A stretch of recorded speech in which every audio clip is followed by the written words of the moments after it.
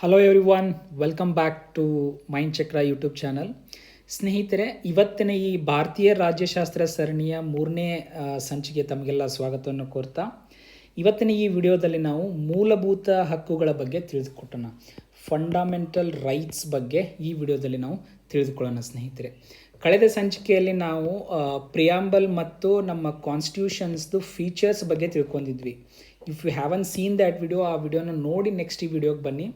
So ಇದರಲ್ಲಿ ಈ ಒಂದು ವಿಡಿಯೋದಲ್ಲಿ ನಾವು ಫಂಡಮೆಂಟಲ್ ರೈಟ್ಸ್ ಬಗ್ಗೆ ಸಂಕ್ಷಿಪ್ತವಾಗಿ ಅರ್ಥವನ್ನು ಮಾಡ್ಕೊಳ್ಳೋಣ. ಸ್ನೇಹಿತರೆ, ಇಂದು ನಾವು ಆರ್ಟಿಕಲ್ 12ರಿಂದ ಹಿಡಿದು 35ರವರೆಗೆ, ಆರ್ಟಿಕಲ್ 12ರಿಂದ 35ರವರೆಗೆ ಪ್ರತಿಯೊಂದು ಆರ್ಟಿಕಲ್ ಏನು ಹೇಳುತ್ತೆ, what are the exception, important court judgements ಏನಾರು ಇತ್ತಂದರೆ ಅದ್ರ ಬಗ್ಗೆ ತಿಳ್ಕೊಳ್ಳೋಣ.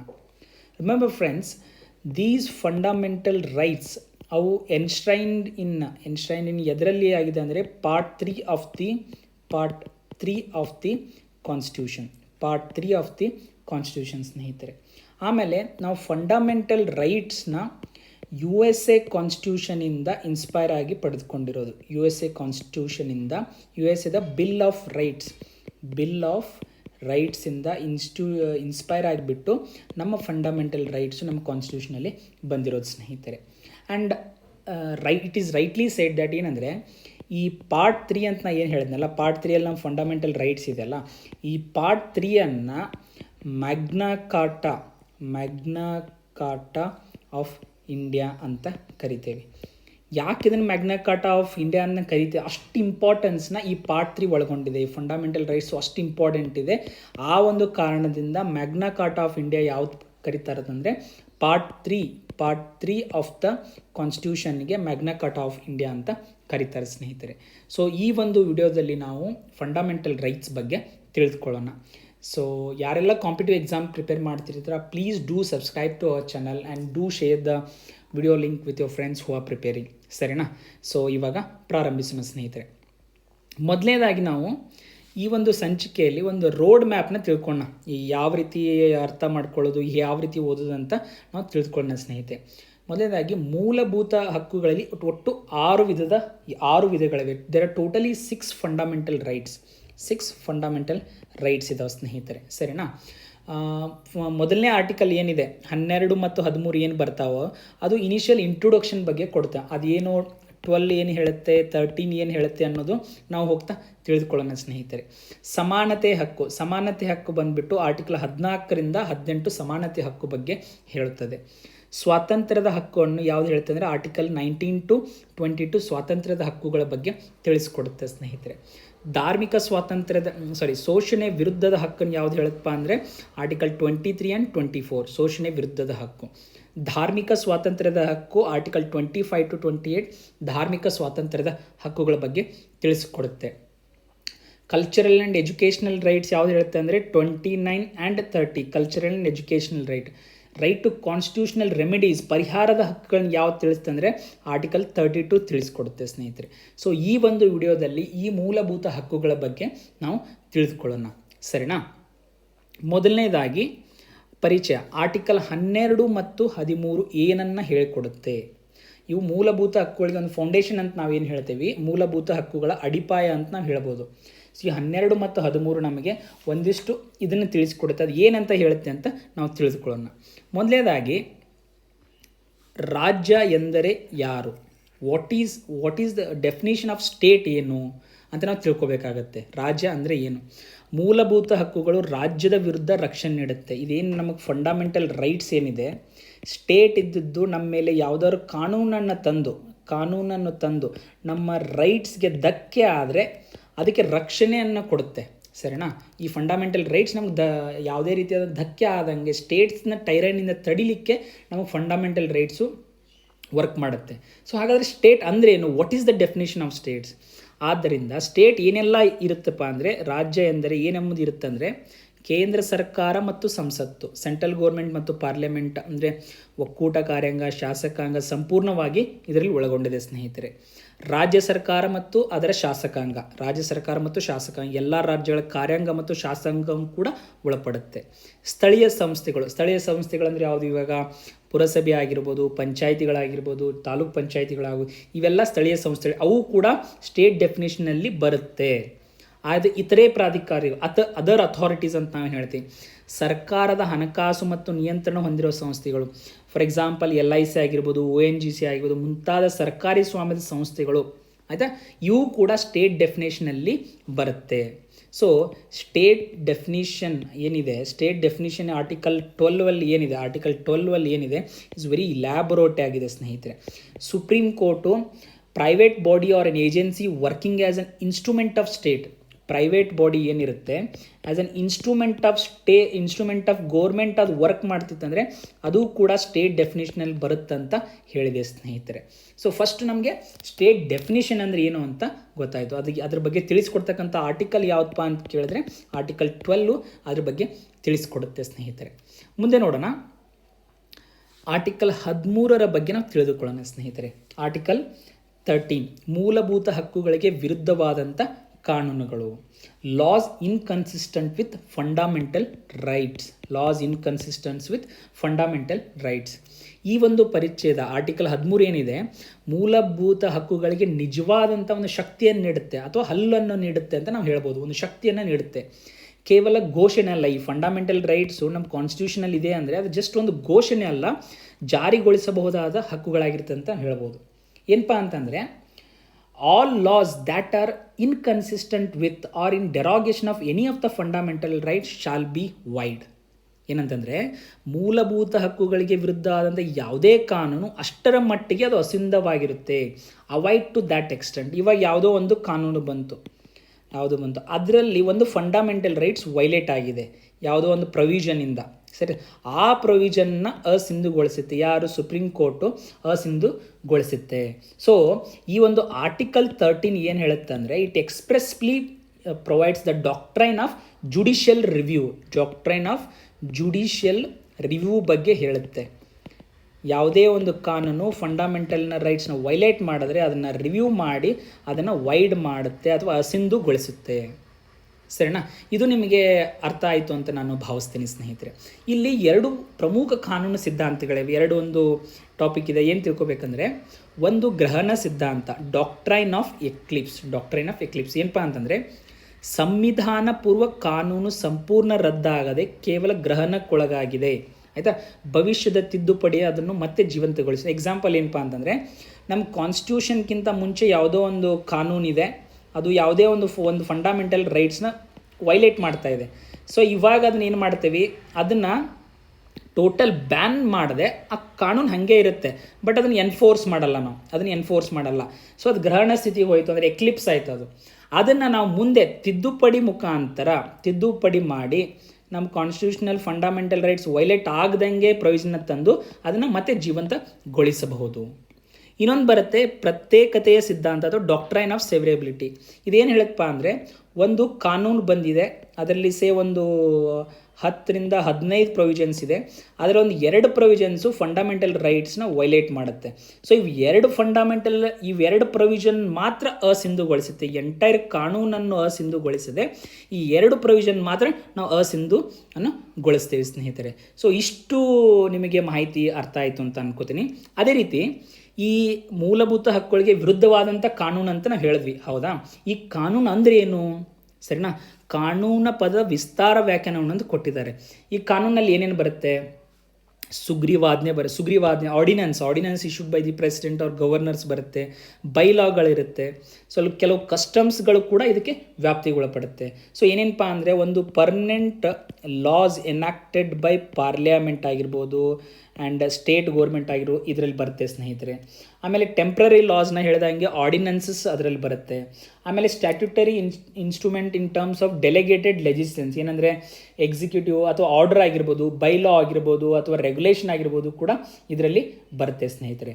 ಸೊ ಆರ್ಟಿಕಲ್ 13 ಇದೇನು ಹೇಳುತ್ತಪ್ಪ ಅಂದರೆ, article 13 declares that constitutional amendment is not law and hence cannot be challenged ಅಂತ ಹೇಳುತ್ತೆ. ಆಯಿತಾ, ಈ ಕಾನ್ಸ್ಟಿಟ್ಯೂಷನಲ್ ಅಮೆಂಡ್ಮೆಂಟ್ ಅಂತ ನಾವು ಹೇಳಿದ್ವಿ. ಇನ್ನೊಂದು ನೆನಪಿಟ್ಕೊಳ್ಳಿ, ಕಾನ್ಸ್ಟಿಟ್ಯೂಷನಲ್ ಅಮೆಂಡ್ಮೆಂಟ್ ಈಸ್ ನಾಟ್ ಲಾ.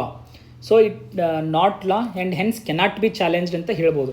ಆದರೆ ನೆನಪಿಟ್ಕೊಳ್ಳಿ ಸ್ನೇಹಿತರೆ, 1973ರಲ್ಲಿ ಕೇಶವಾನಂದ ಭಾರತಿ ಜಡ್ಜ್ಮೆಂಟ್ ಪ್ರಕಾರ ಬೇಸಿಕ್ ಸ್ಟ್ರಕ್ಚರ್ ಆಫ್ ದ ಕಾನ್ಸ್ಟಿಟ್ಯೂಷನ್ನ ವೈಲೇಟ್ ಮಾಡಬಾರ್ದು ಸ್ನೇಹಿತರೆ. that constitutional amendment can be challenged on the ground that it violates the basic structure of the constitution. So ಈ ಆರ್ಟಿಕಲ್ 13ರಲ್ಲಿ ಕಾನ್ಸ್ಟಿಟ್ಯೂಷನಲ್ ಅಮೆಂಡ್ಮೆಂಟ್ ಕಾನೂನು ಅಲ್ಲ ಅಂದರೂ ಕೂಡ ಬೇಸಿಕ್ ಸ್ಟ್ರಕ್ಚರ್ ಡಾಕ್ಟ್ರೈನ್ ಮೇಲೆ ಅದನ್ನು ನಾವು ಚಾಲೆಂಜ್ ಮಾಡ್ಬೋದು. ನಮ್ಮ ಫಂಡಮೆಂಟಲ್ ರೈಟ್ಸ್ನ ವೈಲೇಟ್ ಮಾಡುತ್ತಂತ ನಾವು ಚಾಲೆಂಜ್ ಮಾಡ್ಬೋದು ಸ್ನೇಹಿತರೆ. ಸೊ ಆರ್ಟಿಕಲ್ 13 ನಿಮಗೆ ಅರ್ಥ ಆಯಿತು ಅಂತ ಅನ್ಕೋತೀನಿ ಸ್ನೇಹಿತರೆ. ಮುಂದೆ ನೋಡೋಣ. ಇವಾಗ ಪಾರ್ಟ್ 2 ಇನ್ ಅವರ್ ಈ ಕ್ಲಾಸಲ್ಲಿ ಪಾರ್ಟ್ 2 ಅಲ್ಲಿ ನಾವು ಕಾನ್ಸ್ಟಿಟ್ಯೂಷನಲ್ ಇದು ರೈಟ್ಸ್ ಬಗ್ಗೆ, ನಮ್ಮ ಫಂಡಮೆಂಟಲ್ ರೈಟ್ಸ್ ಬಗ್ಗೆ ನಾವು ತಿಳಿದುಕೊಳ್ತಾ ಹೋಗೋಣ. ಮೊದಲನೇದಾಗಿ ಸಮಾನತೆಯ ಹಕ್ಕು, ರೈಟ್ ಟು ಈಕ್ವಾಲಿಟಿ. ಯಾವ ಒಂದು ಆರ್ಟಿಕಲಿಂದ ಯಾವ ಆರ್ಟಿಕಲ್ವರೆಗೂ ಬರುತ್ತೆ ಅಂತಂದರೆ, ಆರ್ಟಿಕಲ್ 14ರಿಂದ ಹಿಡಿದು 18ರವರೆಗೂ ರೈಟ್ ಟು ಈಕ್ವಾಲಿಟಿ ಬರುತ್ತದೆ ಸ್ನೇಹಿತರೆ. ಸರಿನಾ? ಅದರಲ್ಲಿ ಮೊದಲನೇದಾಗಿ ಆರ್ಟಿಕಲ್ 14 ಬಗ್ಗೆ ನಾವು ತಿಳಿದುಕೊಳ್ಳೋಣ. ಕಾನೂನಿನ ಮುಂದೆ ಸಮಾನತೆ. ಇದರಲ್ಲಿ 2 ಬರುತ್ತೆ. There are 2 things in this. ನಾವು ತಿಳ್ಕೊಬೇಕಾಗಿರೋದು 2 ಪ್ರತ್ಯೇಕ ಪರಿಕಲ್ಪನೆ ಕಾನ್ಸೆಪ್ಟ್ಸ್ ಇದೆ. ಒಂದು ಬ್ರಿಟಿಷ್ ಮೂಲದ್ದು, ಇನ್ನೊಂದು ಅಮೆರಿಕ ಮೂಲದ್ದು ಅಂತ ನಾವು ಹೇಳ್ಬೋದು. ಒಂದನೇದೇನೆಂದರೆ all are equal before the law. ಕಾನೂನಿನ ಮುಂದೆ ಎಲ್ಲರೂ ಸಮಾನರು. ಈಕ್ವಾಲಿಟಿ ಬಿಫೋರ್ ದಿ ಲಾ ಅಂದರೆ ಇದು this concept has come from British ಅವರಿಂದ ನಾವು ಪಡ್ಕೊಂಡಿರೋದು. ಇಲ್ಲಿ ಯಾರಿಗೂ ಕೂಡ ವಿಶೇಷವಾದಂಥ ಸ್ಪೆಷಲ್ ಪ್ರಿವಿಲೇಜಸ್ ಇರಲ್ಲ, ವಿಶೇಷ ಸವಲತ್ತು ಇರಲ್ಲ. ಎಲ್ಲರೂ ಒಂದೇ ಕಾನೂನಿಗೆ ಒಳಪಟ್ಟವರು ಅಂತ ಇರುತ್ತೆ. ಸರಿನಾ? ಈಗ ಬಡವ ಇರಲಿ, ಶ್ರೀಮಂತರು ಎಲ್ಲರೂ ಕೂಡ ಇದೊಂದು ರೀತಿ ನಕಾರಾತ್ಮಕ ಅಲ್ಲ. ಅಂದರೆ ಬಡವರಿಗೂ ಒಂದೇ ಕಾನೂನು, ಶ್ರೀಮಂತರಿಗೂ ಒಂದೇ ಕಾನೂನು. ಸೊ ಅನ್ನೋದು ಇದನ್ನು ನಕಾರಾತ್ಮಕ ಕಾನ್ಸೆಪ್ಟನ್ನು ಇದು ಕೊಡುತ್ತೆ. There are one more thing, equal protection of law ಅಂತ ಬರುತ್ತೆ. ಕಾನೂನಿನ ಸಮಾನ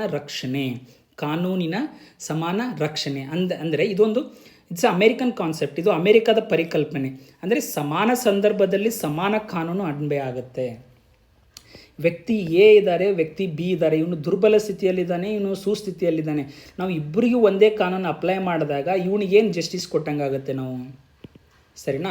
ಸೊ ಅವಾಗ ನಾವು ಇಬ್ಬರದು ಎ ಮತ್ತು ಬಿದ ಹಕ್ಕುಗಳನ್ನ ಮಾಡಬೇಕಂದ್ರೆ ಕೆಲವೊಂದಿಷ್ಟು ಅವಕಾಶಗಳನ್ನ ನೀವು ಕೊಡಬೇಕಾಗತ್ತೆ. ಸೊ ಇಲ್ಲಿ ಈಕ್ವಲ್ ಪ್ರೊಟೆಕ್ಷನ್ ಕೊಡಬೇಕಾಗುತ್ತೆ, ಈಕ್ವಲ್ ಅಪಾರ್ಚುನಿಟೀಸ್ ಕೊಡಬೇಕಾಗತ್ತೆ. ಸರಿನಾ? ಸೊ ಇದೇನು ಸೆಕೆಂಡ್ ಕಾನ್ಸೆಪ್ಟ್ ಏನು ಹೇಳುತ್ತಾ, ದಿಸ್ ಇಸ್ ವೆರಿ ಇಂಪಾರ್ಟೆಂಟ್. ಏನಂದರೆ equality of treatment under equal circumstances.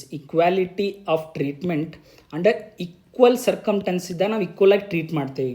Similar application of laws to all persons who are similarly situated. ಒಂದೇ ಕಂಡೀಷನಲ್ಲಿದ್ದರೆ ಅವರು ಈಕ್ವಲ್ ಆಗಿ ನಾವು ಲಾಸ್ನ ಅಪ್ಲೈ ಮಾಡ್ತೇವೆ. ಸೊ ಇನ್ನೊಂದು ಏನು ಹೇಳ್ಬೋದಪ್ಪ ಅಂದರೆ, ಈ ಕಾನೂನಿನ ಸಮಾನ ರಕ್ಷಣೆ ಹೇಳ್ತಂದರೆ like should be treated alike. ಒಂದೇ ಥರ ಇರ್ತಕ್ಕಂಥ ವ್ಯಕ್ತಿಗಳನ್ನು ಒಂದೇ ಸ್ಥಿತಿಯಲ್ಲಿ, ಒಂದೇ ಪರಿಸ್ಥಿತಿಯಲ್ಲಿ ಇರೋನು ಒಂದೇ ಥರ ಟ್ರೀಟ್ ಮಾಡಬೇಕು. ಅಥವಾ ಕೆಲವರಿಗೆ ತೊಂದರೆ ಇತ್ತಂದರೆ, ಅಥವಾ ಅವರಿಗೆ ಸಮಾಜದಲ್ಲಿ ಅವಕಾಶಗಳಿದ್ದರೆ ಅವಕಾಶ ಕೊಟ್ಟಾಗ ಮಾತ್ರ ನಾವು ಅವರ ಹಕ್ಕುಗಳನ್ನ ರಕ್ಷಣೆ ಮಾಡಲಿಕ್ಕೆ ಸಾಧ್ಯ. ಸೊ ಈ ಕಾನ್ಸೆಪ್ಟ್ ಏನಿದೆಲ್ಲ ದಿಸ್ ಇಸ್ ಅಮೇರಿಕನ್ ಕಾನ್ಸೆಪ್ಟ್ ಸ್ನೇಹಿತರೆ. ಇದು ನಮ್ಮ ಆರ್ಟಿಕಲ್ 14ನಲ್ಲಿ ಬರುತ್ತೆ ಸ್ನೇಹಿತರೆ. ಆಮೇಲೆ ಇದನ್ನ ಇನ್ನೊಂದು ತಿಳ್ಕೊಳ್ಳಿ, ಏನಪ್ಪ ಅಂತಂದರೆ ಇದರಲ್ಲಿ ಒಂದು ಸಕಾರಣ ವರ್ಗೀಕರಣ ಪರೀಕ್ಷೆ, ರೀಜನಲ್ ಕ್ಲಾಸಿಫಿಕೇಷನ್ ಅಂತ ಬರುತ್ತೆ ಸ್ನೇಹಿತರೆ. ಸಮಾನರಲ್ಲದವರನ್ನು ಭಿನ್ನವಾಗಿ ನಡೆಸಿಕೊಳ್ಳಬಹುದು, ಆದರೆ ವರ್ಗೀಕರಣಕ್ಕೆ ತಾರ್ಕಿಕ ಆಧಾರ ಮತ್ತು ಉದ್ದೇಶದೊಂದಿಗೆ ಸಂಬಂಧ ಇರಬೇಕು ಸ್ನೇಹಿತರೆ. ಸೊ ನಾವು ರ್ಯಾಂಡಮ್ ಆಗಿ ಕ್ಲಾಸಿಫೈ ಮಾಡೋಕ್ಕಾಗಲ್ಲ ಸ್ನೇಹಿತರೆ. ಸೊ ಇಷ್ಟು ನಿಮಗೆ ಇಲ್ಲಿವರೆಗೂ ಅರ್ಥ ಆಯಿತು. ತುಂಬ ಜಾಸ್ತಿ ಡೀಪಾಗಿ ಹೋಗಿ just basic you should know. Article 14 ಏನು ಹೇಳುತ್ತೆ, ಅದರಲ್ಲಿ ಯಾವ 2 ಪರಿಕಲ್ಪನೆಗಳು ಬರುತ್ತೆ, ಸೊ ಅದ್ರದ್ದು ಏನು ಯಾವ ರೀತಿ ಅಂತ ನಾವು ತಿಳ್ಕೊಂಡ್ರೆ ಇಷ್ಟು ಸಾಕು ಸ್ನೇಹಿತರೆ. ಸಣ್ಣ ಇನ್ನು ಡೀಪಾಗಿ ನೀವು ಓದಬೇಕಂದ್ರೆ, ಫೈಲ್ ಯಾವುದಾದ್ರು ಮೇನ್ಸ್ ಎಕ್ಸಾಮ್ ಬರಿತಿದ್ರಿ, KS ಆಗಿರ್ಬೋದು ಅಥವಾ UPSC ಎಕ್ಸಾಮ್ ನೀವು ಅಟೆಂಡ್ ಮಾಡಿ ಡೀಪಾಗಿ ಓದಿ ಅದ್ರ ಸಂಬಂಧಪಟ್ಟಂಥ ಸುಪ್ರೀಂ ಕೋರ್ಟ್ ಜಡ್ಜ್ಮೆಂಟ್ಸ್ ಆಗಿರ್ಬೋದು ಆ್ಯಂಡ್ ಡೀಪ್ ಎಕ್ಸ್ಪ್ಲನೇಷನ್ನ ನೀವು ರೆಫರ್ ಮಾಡ್ಕೋಬೋದು ಸ್ನೇಹಿತರೆ. ಸರಿನಾ? ಮುಂದೆ ನೋಡೋಣ ಸ್ನೇಹಿತರೆ. ಆರ್ಟಿಕಲ್ 15 ತಾರತಮ್ಯ ನಿಷೇಧ. ಆರ್ಟಿಕಲ್ 15 ತಾರತಮ್ಯ ನಿಷೇಧ, prohibition of discrimination on certain grounds.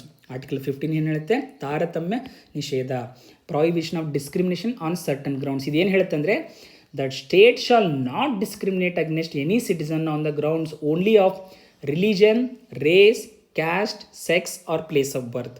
ಧರ್ಮ, ಜನಾಂಗ, ಜಾತಿ, ಲಿಂಗ, ಜನ್ಮಸ್ಥಳದ ಆಧಾರದಲ್ಲಿ ಡಿಸ್ಕ್ರಿಮಿನೇಷನ್ ಮಾಡುವ ಹಾಗಿಲ್ಲ, ತಾರತಮ್ಯವನ್ನು ನಿಷೇಧ ಮಾಡಿದೆ. ಆದರೆ ಸಕಾರಾತ್ಮಕ ತಾರತಮ್ಯಕ್ಕೆ ವಿನಾಯಿತಿ ಇದೆ, ಅಂದರೆ ಅಫರ್ಮೇಟಿವ್ ಆ್ಯಕ್ಷನ್ಗೆ ಒಂದು ವಿನಾಯಿತಿ ಇದೆ ಅಂತ ಹೇಳ್ತಾರೆ ಸ್ನೇಹಿತರೆ. ಸೊ ಇಲ್ಲಿ ನಾವು ತಿಳ್ಕೊತ ಹೋಗೋಣ ಏನಂತ. ಆರ್ಟಿಕಲ್ 15(1) and 2 ಆರ್ಟಿಕಲ್ 15(1) and 2 ಸಾರ್ವಜನಿಕ ಸ್ಥಳ, ಅಂಗಡಿ, ಹೋಟೆಲ್ಗಳಲ್ಲಿ ತಾರತಮ್ಯ ನಿಷೇಧವನ್ನು ಮಾಡಲಾಗಿದೆ. ಇದು ನಿಮಗೆ ಗೊತ್ತಿರಲಿ. ಆಮೇಲೆ ಇದರ ಉಪಷರತ್ತುಗಳು ತುಂಬ ಮುಖ್ಯ. ಏನಪ್ಪ ಅಂತಂದರೆ ಆರ್ಟಿಕಲ್ 15 ಸಬ್ ಕ್ಲಾಸ್ 3 ಏನು ಹೇಳುತ್ತಪ್ಪ ಅಂತಂದರೆ ಮಹಿಳೆಯರು ಮತ್ತು ಮಕ್ಕಳಿಗೆ ವಿಶೇಷ ನಿಬಂಧನೆ ಅವಕಾಶವನ್ನು ನೀಡುತ್ತೆ. ಅವ್ರನ್ನ ಸಮಾಜದಲ್ಲಿ ಅವರಿಗೆ ಒಂದು ಒಳ್ಳೆಯ ಅವಕಾಶಗಳನ್ನು ಕೊಟ್ಟು ಅವ್ರ ಬೆಳವಣಿಗೆಗೆ ಒಂದು ಅವಕಾಶ ಮಾಡಿಕೊಡುತ್ತೆ. ಸರಿನಾ? ಯಾವ ಆರ್ಟಿಕಲ್ ಹೇಳುತ್ತೆ? ಆರ್ಟಿಕಲ್ 15 ಸಬ್ ಕ್ಲಾಸ್ 3 ಮಹಿಳೆಯರು ಮತ್ತು ಮಕ್ಕಳಿಗೆ ವಿಶೇಷ ನಿಬಂಧನೆ ಮಾಡುವ ಅಧಿಕಾರ ರಾಜ್ಯಕ್ಕೆ ಇದೆ ಸ್ನೇಹಿತರೆ. ಸರಿನಾ? ಆರ್ಟಿಕಲ್ 15 ಸಬ್ ಕ್ಲಾಸ್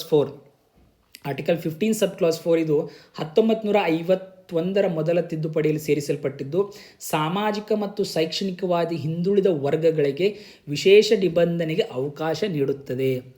ವಿಶೇಷ ಅವಕಾಶ ನಿಬಂಧನೆ ಯಾವ ತಿದ್ದುಪಡಿ ಮುಖಾಂತರ ಸೇರಿಸಿದಂತೆ ನಿಮಗೆ ಪ್ರಶ್ನೆ ಬಂದರೆ 1ನೇ ತಿದ್ದುಪಡಿ ಸ್ನೇಹಿತರೆ 1951 ಸ್ನೇಹಿತರೆ. ಅದೇ ರೀತಿಯಾಗಿ 15 ಸಬ್ ಕ್ಲಾಸ್ 5 ಇದನ್ನು ನೆನಪಿಟ್ಟುಕೊಳ್ಳಿ. 15 ಸಬ್ ಕ್ಲಾಸ್ 5 ಇದು 2005ರ 93ನೇ ತಿದ್ದುಪಡಿಯಲ್ಲಿ ಖಾಸಗಿ ಶಿಕ್ಷಣ ಸಂಸ್ಥೆಗಳಿಗೆ ಕೂಡ ಮೀಸಲಾತಿಗೆ ಅವಕಾಶ ನೀಡಿತು. ಖಾಸಗಿ ಶಿಕ್ಷಣ ಸಂಸ್ಥೆಗಳಲ್ಲಿ ಕೂಡ ಹಿಂದುಳಿದ ವರ್ಗಗಳಿಗೆ ಮೀಸಲಾತಿ ಬಗ್ಗೆ ಕೇಳ್ತಿದ್ವಿ. ಯಾವ ತಿದ್ದುಪಡಿ ಮುಖಾಂತರ ಸೇರಿಸಿದ್ರೆ ಅಂದರೆ 93ನೇ ತಿದ್ದುಪಡಿ 2005 ಸ್ನೇಹಿತರೆ. ಇನ್ನೊಂದು ನೋಡಿ 15 ಸಬ್ ಕ್ಲಾಸ್ 6 ಆರ್ಥಿಕವಾಗಿ ದುರ್ಬಲ ವರ್ಗಗಳಿಗೆ ಎಕನಾಮಿಕಲಿ ವೀಕರ್ ಸೆಕ್ಷನ್ಗೆ 10% ರಿಸರ್ವೇಷನ್ ಕೊಡುತ್ತಿದ್ದಾರೆ. ಇದು ಯಾವ ಒಂದು ತಿದ್ದುಪಡಿ ಮುಖಾಂತರ ಸೇರ್ಪಡೆ ಆಯಿತು ಅಂದರೆ 103ನೇ ತಿದ್ದುಪಡಿ ಮುಖಾಂತರ 2019 ಎಕನಾಮಿಕಲಿ ವೀಕರ್ ಸೆಕ್ಷನ್ಸ್ಗೆ ಇದನ್ನು ಕೊಡ್ತೀವಿ. ಸೊ ಈ 4 ಎಕ್ಸೆಪ್ಷನ್ಸ್ ನಿಮಗೆ ಗೊತ್ತಿರಬೇಕು. ಈ 4 ಎಕ್ಸೆಪ್ಷನ್ ಒಂದು ಮಹಿಳೆಯರು ಮತ್ತು ಮಕ್ಕಳಿಗೆ ವಿಶೇಷ ನಿಬಂಧನೆ ಅಂದರೆ ತಾರತಮ್ಯ ನಿಷೇಧಿಸಿದೆ. But at the same time there are some exception. ಮಹಿಳೆಯರಿಗೆ ಮತ್ತು ಮಕ್ಕಳಿಗೆ ವಿಶೇಷ ನಿಬಂಧನೆ ಮಾಡಬಹುದು. ಸಾಮಾಜಿಕವಾಗಿ ಶೈಕ್ಷಣಿಕ ಹಿಂದುಳಿದ ವರ್ಗಗಳಿಗೆ ಖಾಸಗಿ ಸಂಸ್ಥೆಗಳಿಗೆ ಕೂಡ ಮೀಸಲಾತಿ ಹಾಗೂ ಆರ್ಥಿಕವಾಗಿ ದುರ್ಬಲವಾದಂಥ ವರ್ಗಗಳಿಗೆ ಕೂಡ ರಿಸರ್ವೇಷನ್ ಕೊಡಬಹುದು ಅಂತ. These are 4 exception to the general rule of non discrimination ಮಾಡಬಾರ್ದು ಅನ್ನೋದಕ್ಕೆ ದೀಸ್ ಆರ್ 4 ಎಕ್ಸೆಪ್ಷನ್ಸ್. ಸೊ ಇಷ್ಟು ಆರ್ಟಿಕಲ್ 15 ಬಗ್ಗೆ ನಿಮಗೆ ಅರ್ಥ ಆಯಿತು ಅಂತ ಭಾವಿಸ್ತೀನಿ ಸ್ನೇಹಿತರೆ. ಮುಂದೆ ನೋಡೋಣ. ಸಾರ್ವಜನಿಕ ಉದ್ಯೋಗದಲ್ಲಿ ಸಮಾನ ಅವಕಾಶ article 16 equality of opportunity in public employment. ನೋಡಿ ಸ್ನೇಹಿತರೆ, ಆರ್ಟಿಕಲ್ 16 ಇದು ಸಾರ್ವಜನಿಕ ಉದ್ಯೋಗ ಅಥವಾ ನೇಮಕಾತಿ ವಿಷಯದಲ್ಲಿ ಎಲ್ಲ ಪ್ರಜೆಗಳಿಗೆ ಸಮಾನ ಅವಕಾಶದ ಖಾತ್ರಿಯನ್ನು ನೀಡುತ್ತೆ. ಎಲ್ಲ ಪ್ರಜೆಗಳಿಗೆ ನೇಮಕಾತಿ ವಿಷಯದಲ್ಲಿ ಮತ್ತು ಸಾರ್ವಜನಿಕ ಉದ್ಯೋಗದಲ್ಲಿ ಸಮಾನ ಅವಕಾಶದ ಖಾತ್ರಿಯನ್ನು ಇದು ನೀಡುತ್ತೆ ಸ್ನೇಹಿತರೆ. ಸರಿನಾ? ಆಮೇಲೆ ಇನ್ನೊಂದು ತಿಳ್ಕೊಳ್ಳಿ, 16 ಸಬ್ ಕ್ಲಾಸ್ 4 ಸಮರ್ಪಕ ಪ್ರಾತಿನಿಧ್ಯ ಇಲ್ಲದ ಹಿಂದುಳಿದ ವರ್ಗಗಳಿಗೆ ಹುದ್ದೆಗಳ ಮೀಸಲಾತಿ ಒದಗಿಸುವ ಅಧಿಕಾರ ರಾಜ್ಯಕ್ಕೆ ಇದೆ. ಇದು ಆರ್ಟಿಕಲ್ 16 ಸಬ್ ಕ್ಲಾಸ್ 4 ಹೇಳುತ್ತೆ. ಏನು ಹೇಳುತ್ತಪ್ಪ ಅಂತಂದರೆ ಸಮರ್ಪಕ ರೀಪ್ರೆಸೆಂಟೇಷನ್ ಇಲ್ಲದೇ ಇರತಕ್ಕಂಥ ವರ್ಗಗಳಿಗೆ ರಿಸರ್ವೇಷನ್ ಕೊಡ್ತಕ್ಕಂಥ ಒಂದು ಹಕ್ಕನ್ನು ಸರ್ಕಾರ ಹೊಂದಿದೆ, ರಾಜ್ಯಕ್ಕೆ ಆ ಅಧಿಕಾರ ಇದೆ ಅಂತ ಹೇಳುತ್ತೆ. ಇಲ್ಲಿ ಒಂದು ಪ್ರಮುಖ ತೀರ್ಪನ್ನು ನೀವು ನೆನಪಿಟ್ಕೋಬೇಕು ಸ್ನೇಹಿತರೆ. ಇಂದಿರಾ ಸಹಾನಿ ಜಜ್ಮೆಂಟ್ 1992. ಇಂದಿರಾ ಸಹಾನಿ ಪ್ರಕರಣದಲ್ಲಿ ಸುಪ್ರೀಂ ಕೋರ್ಟು ಮೀಸಲಾತಿ 50% ಮಿತಿ ದಾಟಬಾರದು ಅಂತ ಹೇಳಿದೆ. 50% ರಿಸರ್ವೇಷನ್ನ ದಾಟಬಾರದು ಎಂದು ನೀಡಿತು. ವಿಶೇಷ ಸಂದರ್ಭಗಳನ್ನು ಹೊರತುಪಡಿಸಿ ದೇರ್ ಇಸ್ ಅ ಕಂಡೀಷನ್. ವಿಶೇಷ ಸಂದರ್ಭಗಳನ್ನು ಹೊರತುಪಡಿಸಿ ರಿಸರ್ವೇಷನ್ ಶುಡ್ ನಾಟ್ ಕ್ರಾಸ್ 50%. ಸರಿನಾ? ಇದು ನಿಮಗೆ ಗೊತ್ತಿರಬೇಕು ಸ್ನೇಹಿತರೆ. ಸರಿನಾ? ಮುಂದೆ ನೋಡೋಣ. ಆರ್ಟಿಕಲ್ 17 ಬಗ್ಗೆ ನೋಡೋಣ. ಆರ್ಟಿಕಲ್ 17 ಬಗ್ಗೆ ನೋಡೋಣ ಸ್ನೇಹಿತರೆ. Abolition of untouchability. ಆರ್ಟಿಕಲ್ 17 ಏನು ಹೇಳುತ್ತೆ? ಅಬಾಲಿಷನ್ ಆಫ್ ಅನ್ಟಚಬಿಲಿಟಿ, ಅಸ್ಪೃಶ್ಯತೆಯ ನಿಷೇಧ. ಆರ್ಟಿಕಲ್ 17 ಇದು ಏನಿದೆಯಲ್ಲ, ಅಸ್ಪೃಶ್ಯತೆಯನ್ನು ಸಂಪೂರ್ಣವಾಗಿ ನಿಷೇಧಿಸಿದೆ ಸ್ನೇಹಿತರೆ. ಅದರ ಆಚರಣೆಯನ್ನು ಶಿಕ್ಷಾರ್ಹ ಅಪರಾಧವನ್ನು ಕೂಡ ಆಗಿ ಮಾಡಿಸಿದೆ. ಅದು ಅಪರಾಧವಾಗಿ 1955 ನಾಗರಿಕ ಹಕ್ಕುಗಳ ಕಾಯ್ದೆ ಈ ಒಂದು ಇದನ್ನು ಜಾರಿಗೆಗೊಳಿಸುತ್ತದೆ. ನೋಡಿ ಸ್ನೇಹಿತರೆ, ಇದೇನು ಆರ್ಟಿಕಲ್ ಇದೆ ಇದೊಂದೇ ಮೂಲಭೂತ ಹಕ್ಕು. ಮೂಲಭೂತ ಹಕ್ಕು ಖಾಸಗಿ ವ್ಯಕ್ತಿಗಳಿಗೆ ಕೂಡ ವಿರುದ್ಧ ಕೂಡ ನೇರವಾಗಿ ಇದು ಅಪ್ಲೈ ಆಗುತ್ತೆ. ಮೂಲಭೂತ ಹಕ್ಕು ಖಾಸಗಿ ವ್ಯಕ್ತಿಗಳ ವಿರುದ್ಧ ಕೂಡ ಇದು ಅಪ್ಲೈ ಆಗುತ್ತೆ. ಇದು ನಿಮಗೆ ನೆನಪಿರಲಿ ಸ್ನೇಹಿತರೆ, ಸರಿನಾ? ಇವಾಗ ನಾವು ಆರ್ಟಿಕಲ್ 18 ಬಗ್ಗೆ 18 ಬಗ್ಗೆ ಅಬಾಲಿಷನ್ ಆಫ್ ಟೈಟಲ್ಸ್ ಬಗ್ಗೆ ತಿಳಿದುಕೊಳ್ಳೋಣ. ಅಂದರೆ ಬಿರುದುಗಳ ರದ್ದತಿ ಬಗ್ಗೆ. ಸೇನೆ ಅಥವಾ ಶೈಕ್ಷಣಿಕ ಗೌರವವನ್ನು ಹೊರತುಪಡಿಸಿ ಸರ್ಕಾರ ಯಾವುದೇ ಬಿರುದುಗಳನ್ನು ನೀಡುವಂತಿಲ್ಲ. 1996 ಬಾಲಾಜಿ ಪ್ರಕರಣದಲ್ಲಿ ಸುಪ್ರೀಂ ಕೋರ್ಟು ಭಾರತ ರತ್ನ ಮತ್ತು ಪದ್ಮ ಪ್ರಶಸ್ತಿಗಳು ಬಿರುದು ಅಲ್ಲವಂತ ಈ ವಿಚಾರದಲ್ಲಿ ಸ್ಪಷ್ಟಪಡಿಸಿದೆ. ಇದು ಕೂಡ ನೀವು ಕೇಳ್ಬೋದು, ಯಾರಾದರೂ ಈ ಭಾರತ ರತ್ನ ಅಂತ ಹೇಳ್ತಾರೆ ಸರ್, ಅದು ಬಿರುದುಗಳಲ್ವಾ ಅಂತ ಕೇಳಿದ್ರೆ, ಯಾವ ಪ್ರಕರಣದಲ್ಲಿ ಅದನ್ನು ಸುಪ್ರೀಂ ಕೋರ್ಟ್ ಸ್ಪಷ್ಟಪಡಿಸಿದೆ ಅಂದರೆ ಬಾಲಾಜಿ ಪ್ರಕರಣ 1996 ಸ್ನೇಹಿತರೆ, ಸರಿನಾ? ಅದೇ ರೀತಿ ಭಾರತೀಯ ಪ್ರಜೆ ವಿದೇಶಿ ಸರ್ಕಾರದಿಂದ ಬಿರುದುವನ್ನು ಸ್ವೀಕರಿಸುವಂತಿಲ್ಲ. ಅಬಾಲಿಷನ್ ಆಫ್ ಟೈಟಲ್ಸ್ ಬಿರುದುಗಳ ರದ್ದತಿ ಬಗ್ಗೆ ಹೇಳುತ್ತೆ. ಯಾಕಂದರೆ ಆಲ್ ಆರ್ ಈಕ್ವಲ್ ಅನ್ನೋ ಒಂದು ಕಲ್ಪನೆ ತರಲಿಕ್ಕೆ, ಆಲ್ ಆರ್ ಈಕ್ವಲ್ ಅನ್ನೋದು ಕಲ್ಪನೆ, ಯಾರಿಗೂ ರಾಜ ಮಹಾರಾಜ ಅನ್ನೋ ಕಾನ್ಸೆಪ್ಟ್ ಏನು ಹಿಂದಿತ್ತು ಅದು ಹೋಯಿತು. ಈ ಸ್ಪೆಷಲ್ ಪ್ರಿವಿಲೇಜಸ್ ಇಲ್ಲ, ಸ್ಪೆಷಲ್ ಬಿರುದುಗಳಿಲ್ಲ ಅನ್ನೋದು ಇದು ಸ್ಪಷ್ಟಪಡಿಸುತ್ತೆ ಸ್ನೇಹಿತರೆ.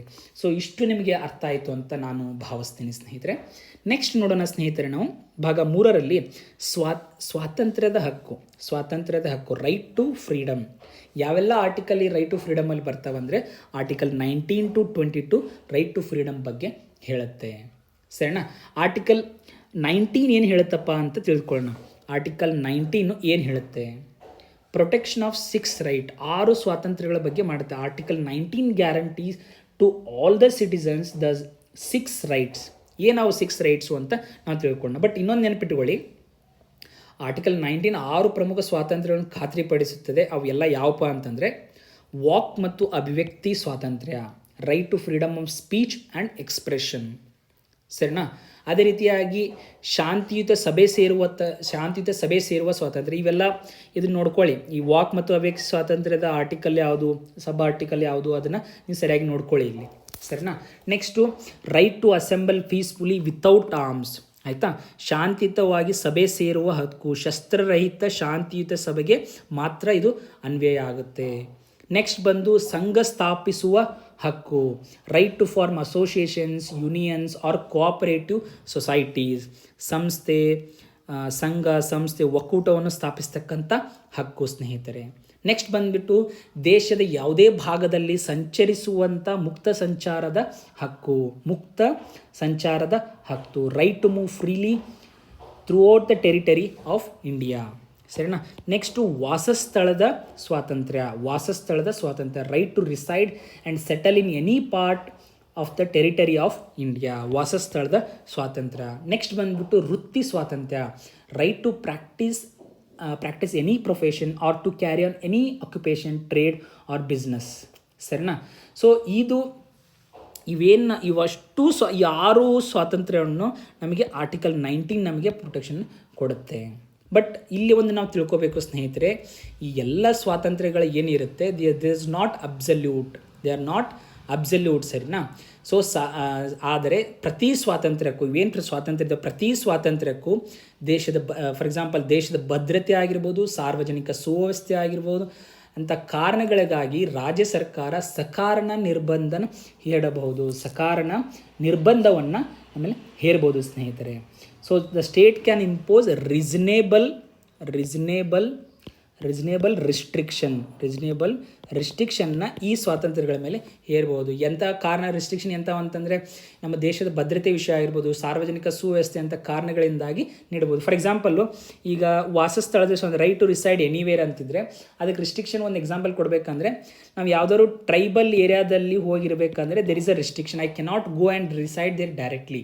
ಯಾಕಂದರೆ ಅವ್ರದ್ದೇ ಆದಂಥ ಡಿಸ್ಟಿಂಕ್ಟ್ ಲ್ಯಾಂಗ್ವೇಜ್ ಇರುತ್ತೆ, ಒಂದು ಲ್ಯಾಂಗ್ವೇಜ್ ಇರುತ್ತೆ, ಅವ್ರ ಕಲ್ಚರ್ ಇರುತ್ತೆ, ಅವ್ರ ಕಸ್ಟಮ್ಸ್ ಇರುತ್ತೆ. ಅದನ್ನು ಪ್ರೊಟೆಕ್ಟ್ ಮಾಡೋ ದೃಷ್ಟಿಯಿಂದ ಆ ರೆಸ್ಟ್ರಿಕ್ಷನ್ ಕೊಡ್ತಾರೆ. ನಾವು ಈ ಸಡನ್ನಾಗಿ ಅಲ್ಲಿಗೂ ಇರೋಕ್ಕಾಗಲ್ಲ. ಸೊ ಅದೇ ರೀತಿ ಎಲ್ಲ 6 ಹಕ್ಕುಗಳಿಗೆ ಅದರದೇ ಆದಂಥ ಕೆಲವೊಂದು ರೀಸನೇಬಲ್ ರೆಸ್ಟ್ರಿಕ್ಷನ್ಸು ಇದೆ ಸ್ನೇಹಿತರೆ. ಸೊ ಇಷ್ಟು ಬೇಸಿಕ್ಕಾಗಿ ಇದ್ರೆ ಗೊತ್ತಾಯಿತು. ನೀವು ಡೀಪಾಗಿ ನೋಡೋದಾದರೆ ನಿಮಗೆ ಮೇನ್ಸ್ ಬರಿಬೇಕಾದ್ರೆ ಗೊತ್ತಾಗುತ್ತೆ. ಅದನ್ನು ಡೀಪಾಗಿ ಸ್ಟಡಿ ನೀವು ಬುಕ್ಸ್ನ ರೆಫರ್ ಮಾಡ್ಕೊಂಡ್ಬಿಟ್ಟು ಕಲ್ತ್ಕೊಳ್ಬೇಕು. But you should know what are 6 rights which are there in article 19 ಅಂತ ಹೇಳಿದ್ರೆ ನಿಮಗದು ಗೊತ್ತಿರಬೇಕು ಸ್ನೇಹಿತರೆ. ಸೊ ಇಷ್ಟು ನಿಮಗೆ ಅರ್ಥ ಆಯಿತು ಅಂತ ನಾನು ಭಾವಿಸ್ತೀನಿ ಸ್ನೇಹಿತರೆ. ನೆಕ್ಸ್ಟ್ ಬಂದುಬಿಟ್ಟು ಆರ್ಟಿಕಲ್ 20 ಬಗ್ಗೆ ತಿಳಿದುಕೊಳ್ಳೋಣ ಸ್ನೇಹಿತರೆ. ಅಪರಾಧ ಶಿಕ್ಷೆ ವಿಷಯದಲ್ಲಿ ರಕ್ಷಣೆ, that is protection in respect of conviction for offences. Protection in respect of conviction for offences. ಸರಿನಾ? ಇದು ಕ್ರಿಮಿನಲ್ ನ್ಯಾಯ ವ್ಯವಸ್ಥೆಯಲ್ಲಿ ಪ್ರಜೆಗಳಿಗೆ 3 ಪ್ರಮುಖ ರಕ್ಷಣೆಯನ್ನು ನೀಡುತ್ತೆ ಸ್ನೇಹಿತರೆ. ಸರಿನಾ? 3 ಪ್ರಮುಖ ರಕ್ಷಣೆಗಳನ್ನು ನೀಡುತ್ತೆ. ಏನಪ್ಪ ಅಂತ, ಮೊದಲನೇದು ಪೂರ್ವಾನ್ವಯ ಶಿಕ್ಷಾ ಕಾನೂನಿನಿಂದ ರಕ್ಷಣೆ, ಎಕ್ಸ್ ಪೋಸ್ಟ್ ಪ್ಯಾಕ್ಟೋ. ಇದರಂದರೆ ಅಪರಾಧ ನಡೆದ ಸಮಯ ಜಾರಿ ಇದ್ದ ಕಾನೂನಿನ ಆಧಾರದಲ್ಲಿ ಮಾತ್ರ ಶಿಕ್ಷೆ ಸಾಧ್ಯ. ಫಾರ್ ಎಕ್ಸಾಂಪಲ್, ಇದ್ದವನು ಈ ವರ್ಷ ಒಂದು ತಪ್ಪನ್ನು ಮಾಡಿದ್ರೆ ಆ ವರ್ಷ ಚಾಲ್ತಿಯಲ್ಲಿದ್ದಂಥ ಕಾನೂನಿನಡಿಯಲ್ಲಿ ಮಾತ್ರ ಶಿಕ್ಷೆ. ಆಮೇಲೆ ಮುಂದಿನ ವರ್ಷ ಇನ್ನೊಂದು ಕಾನೂನು ಅಂತಂದ್ರೆ ಅದರಲ್ಲಿ ಅವ್ನಿಗೆ ಶಿಕ್ಷೆ ಕೊಡೋಕ್ಕಾಗಲ್ಲ. So no ex post facto law, no person shall be convicted of any offence except for a violation of law in force at the time of commission of that act or offence ಅಂತ ನಾವು ಹೇಳ್ಬೋದು. Next 2 ಬಾರಿ ಶಿಕ್ಷೆಯಿಂದ ರಕ್ಷಣೆ, double ಜಿಯೋಪಾಡಿ ಅಂತ ನಾವು ಹೇಳ್ತೀವಿ. ಏನಪ್ಪ ಅಂದರೆ, ಒಂದೇ ಅಪರಾಧಕ್ಕೆ ಒಬ್ಬ ವ್ಯಕ್ತಿಗೆ 1ಕ್ಕಿಂತ ಹೆಚ್ಚು ಬಾರಿ ವಿಚಾರಣೆ ಅಥವಾ ಶಿಕ್ಷೆಯನ್ನು ಕೊಡಲಿಕ್ಕೆ ಆಗೋದಿಲ್ಲ. No person shall be prosecuted and punished for the same offence more than once. ಇದರಲ್ಲಿ ಇನ್ನೊಂದು ನೀವು ತಿಳ್ಕೊಬೇಕು, ಯಾವುದಾದ್ರೂ ಡಿಪಾರ್ಟ್ಮೆಂಟಲ್ ಎನ್ಕ್ವೈರಿ ಇತ್ತು ಅಥವಾ ನಮಗೆ ಡಿಪಾರ್ಟ್ಮೆಂಟಲ್ಲಿ ಏನೇ ಆ್ಯಕ್ಷನ್ ತೊಗೊಂಡ್ರೆ ಅಥವಾ ಬೇರೆ ಒಂದು ಕೇಸಲ್ಲಿ ಯಾವುದೋ ಒಬ್ಬನು ಕನ್ವಿಕ್ಟ್ ಆಗಿರ್ತಾನೆ, ಆಮೇಲೆ ಅವನು ಇಲ್ಲಿ ಸಸ್ಪೆಂಡು ಆಗಿರ್ತಾನೆ ಅಥವಾ ಇಲ್ಲಿ ಡಿಪಾರ್ಟ್ಮೆಂಟಲ್ಲಿ ಎನ್ಕ್ವೈರಿ ಇರುತ್ತೆ, ಇದು ಡಬಲ್ ಜಿಯೋಪಾಡಿ. ಡಿಪಾರ್ಟ್ಮೆಂಟಲ್ ಎನ್ಕ್ವೈರಿ ಸಪ್ರೇಟ್ ಆಗಿದೆ, this is not court procedure ಅಲ್ವಾ, ಇದು ಸಪ್ರೇಟ್ ಆಗುತ್ತೆ ಅಡ್ಮಿನಿಸ್ಟ್ರೇಟಿವ್. ಸೊ ಬಟ್ ಕೋರ್ಟಲ್ಲೇ ಅಥವಾ ಒಂದೇ ಅಫೆನ್ಸ್ಗೆ ಅವ್ನು ಡಬಲ್ ಶಿಕ್ಷೆ ಕೊಡೋಕ್ಕಾಗೋದಿಲ್ಲ. ಸರಿನಾ? 3ನೇದು ಬಂದುಬಿಟ್ಟು ಸ್ವಯಂ ಅಪರಾಧ ಒಪ್ಪಿಕೊಳ್ಳುವಂತೆ ಒತ್ತಾಯಿಸುವಿಕೆ, ಸೆಲ್ಫ್ ಇನ್ಕ್ರಿಮಿನೇಷನ್ ಅಂತ ನಾವು ಹೇಳ್ತೀವಿ. ಅಂದರೆ ಆರೋಪಿ ತನ್ನ ವಿರುದ್ಧ ಸಾಕ್ಷಿಯಾಗುವಂತೆ ಅವನಿಗೆ ಒತ್ತಾಯ ಮಾಡಬಾರ್ದು. No person accused of any offence shall be compelled to be a witness against himself. ನೀ ಮಾಡಿದಂಥ ಅಪರಾಧಕ್ಕೆ ನೀನೇ ಸಾಕ್ಷಿಯಾಗುವಂಥ ಒತ್ತಾಯಿಸಪಡಿಸೋಕ್ಕೆ ಆಗಬಾರ್ದು. ಸೊ ಅದಕ್ಕೆ ಅವ್ನ ಪ್ರೊಟೆಕ್ಷನ್ ಇದೆ, we can not force him. ಸರಿನಾ? ಸೊ ಇದು ಆರ್ಟಿಕಲ್ 20 ಬಗ್ಗೆ ಸ್ನೇಹಿತರೆ. Protection in respect of conviction for offences, ಅಪರಾಧ ಶಿಕ್ಷೆ ವಿಷಯದಲ್ಲಿ ರಕ್ಷಣೆ. ಸರಿ, ಮುಂದೆ ನೋಡೋಣ ಸ್ನೇಹಿತರೆ. ಆರ್ಟಿಕಲ್ 21 ಬಗ್ಗೆ ತಿಳಿದುಕೊಳ್ಳೋಣ ಸ್ನೇಹಿತರೆ. ಜೀವಿಸುವ ಹಕ್ಕು ಆರ್ಟಿಕಲ್ 21 ಹೇಳುತ್ತೆ. ಇದು ಅತ್ಯಂತ ವಿಸ್ತಾರವಾದಂಥ ಹಕ್ಕು ಅಂತ ನಾನು ಹೇಳ್ಬೋದು. ಇದು ಬಹುಶಃ ಅತ್ಯಂತ ಶಕ್ತಿಶಾಲಿ ಮೂಲಭೂತ ಹಕ್ಕು ಅಂತ ಕೂಡ ನಾನು ಹೇಳ್ಬೋದು. ಕೇವಲ 2 ಸಾಲಿನಲ್ಲಿ ಈ ಪರಿಚಯದ ಹೇಳೋದೇನೆಂದರೆ, ಕಾನೂನಿನಲ್ಲಿ ಸ್ಥಾಪಿತವಾದ ವಿಧಾನ ಹೊರತುಪಡಿಸಿ ಯಾವ ವ್ಯಕ್ತಿಯ ಜೀವ ಅಥವಾ ವೈಯಕ್ತಿಕ ಸ್ವಾತಂತ್ರ್ಯವನ್ನು ಕಸಿದುಕೊಳ್ಳುವಂತಿಲ್ಲ. ಸರಿನಾ? ಸೊ ಇದು ಕೇವಲ 2 ಸಾಲಿನ ಈ ಪರಿಚಯದ ಕೋರ್ಟ್ ವ್ಯಾಖ್ಯಾನಗಳು ಅಗಾಧವಾಗಿ ವಿಸ್ತಾರಗೊಂಡಿದೆ ಸ್ನೇಹಿತರೆ. ಆಯಿತಾ? ಸೊ ಇನ್ನೊಂದು ಸತಿ ಹೇಳ್ತೇನೆ, ಇದು ಅತ್ಯಂತ ಒಂದು ಶಕ್ತಿಶಾಲಿ ಮೂಲಭೂತ ಹಕ್ಕು ಅಂತ ಹೇಳಿದರೆ ತಪ್ಪಾಗಲಾರದು. ಕೇವಲ 2 ಸಾಲಿನ ಈ ಆರ್ಟಿಕಲ್ಲು ಹೇಳೋದೇನೆಂದರೆ, ಕಾನೂನಲ್ಲಿ ಸ್ಥಾಪಿತವಾದ ವಿಧಾನವನ್ನು ಹೊರತುಪಡಿಸಿ ಯಾವ ವ್ಯಕ್ತಿಯ ಜೀವ ಅಥವಾ ವೈಯಕ್ತಿಕ ಸ್ವಾತಂತ್ರ್ಯವನ್ನು ನಾವು ಕಸಿದುಕೊಳ್ಳುವಂತಿಲ್ಲ. ನೆನ್ಪಿಟ್ಕೊಳ್ಳಿ. ಬಟ್ ಇಲ್ಲಿ ಏನಾಗುತ್ತೆ, ಯಾವುದೋ ಒಂದು ಕಾನೂನು ತಂದರೂ ಆ ಕಾನೂನಿನ ಪ್ರಕಾರ ಅವ್ನ ಜೀವನ ತೆಗೆದುಕೊಳ್ಳಬೋದು, ಅವ್ನ ಲೈಫ್ನ ತೆಗೆದುಕೊಳ್ಳಬೋದು ಅಂತ ಕಾನೂನು ಬಂದರೆ ಅದು ಸರಿನಾ? ನೋ. ಅದಕ್ಕೆ ನೋಡಿ ಸ್ನೇಹಿತರೆ, 1978 ಮನೇಕಾ ಗಾಂಧಿ ಪ್ರಕರಣದಲ್ಲಿ ಇದನ್ನೇ ಅಗಾಧವಾಗಿ ಕೋರ್ಟ್ ಬದಲಾಯಿಸಿ. ಏನಪ್ಪ ಅಂತಂದರೆ, ಕಾನೂನಲ್ಲಿ ಸ್ಥಾಪಿತವಾದ ವಿಧಾನ ಕೇವಲ ಕಾನೂನು ಅಲ್ಲ, ಕಾನೂನಲ್ಲಿ ಸ್ಥಾಪಿತವಾದಂಥ ವಿಧಾನ ಕೇವಲ ಯಾವುದೇ ಕಾನೂನು ಅಲ್ಲ, ಅದು ನ್ಯಾಯಯುತವಾಗಿರಬೇಕು, ಜಸ್ಟ್ ಆಗಿರಬೇಕು, ರೀಸನೇಬಲ್ ಆಗಿರಬೇಕು, ಫೇರ್ ಆಗಿರಬೇಕು. ಅಂದಾಗ ಮಾತ್ರ, ರೀಸನೇಬಲ್, ಜಸ್ಟ್ ಆ್ಯಂಡ್ ಫೇರ್ ಇದ್ದಾಗ ಮಾತ್ರ ಅದು ಸರಿಯಾದ ಕಾನೂನಾಗುತ್ತೆ. ಸೊ ನಾವು ಯಾವುದೋ ಒಂದು ವಿಮ್ಸ್ ಆ್ಯಂಡ್ ಫ್ಯಾನ್ಸೀಸ್ ಪ್ರಕಾರ ಒಂದು ಕಾನೂನು ತಂದು ಅದ್ರ ಪ್ರಕಾರ ಲಿಬರ್ಟಿ ತಗೋತೀನಿ, ಅವ್ನ ಜೀವ ತಗೋತೀನಿ ಅಂದರೆ ತಪ್ಪು. So this is an American concept. Fair, reasonable and just ಕಾನೂನು ಇರಬೇಕು. ಸರಿನಾ. ನಂತರ ಇದೇ ಆರ್ಟಿಕಲ್ನ 21ರ ಅಡಿಯ ಒಂದು ಖಾಸಗಿತನದ ಹಕ್ಕು, ಇದು ನೆನಪಿಟ್ಟುಕೊಳ್ಳಿ. 2027ರ ಪುಟ್ಟಸ್ವಾಮಿ ಜಡ್ಜ್ಮೆಂಟ್ ಪ್ರಕಾರ ಖಾಸಗಿತನದ ಹಕ್ಕು ಕೂಡ ಈ ಆರ್ಟಿಕಲ್ 21ನಲ್ಲೇ ಬಂದಿದೆ ಸ್ನೇಹಿತರೆ. ಶಿಕ್ಷಣದ ಹಕ್ಕು, ಸ್ವಚ್ಛ ಪರಿಸರದ ಹಕ್ಕು, ಶೀಘ್ರ ವಿಚಾರಣೆ ಹಕ್ಕುಗಳನ್ನು ಕೂಡ ಈ ಆರ್ಟಿಕಲ್ 21ನಲ್ಲಿ ಸೇರಿಸಲಾಗಿದೆ.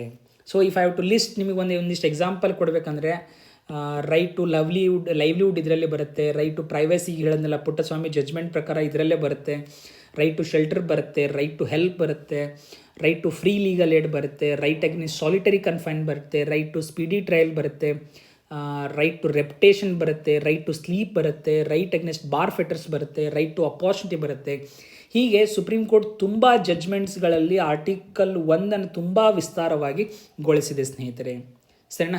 ಸೊ ಅದೇ ರೀತಿಯಾಗಿ ನಾವು ಆರ್ಟಿಕಲ್ 21A ಬಗ್ಗೆ ಕೂಡ ತಿಳ್ಕೊಳ್ಳೋಣ. ಆರ್ಟಿಕಲ್ 21A ಇದು 2002ರ 86ನೇ ತಿದ್ದುಪಡಿಯಲ್ಲಿ ಬಂದಂಥ ಹಕ್ಕು ಸ್ನೇಹಿತರೆ.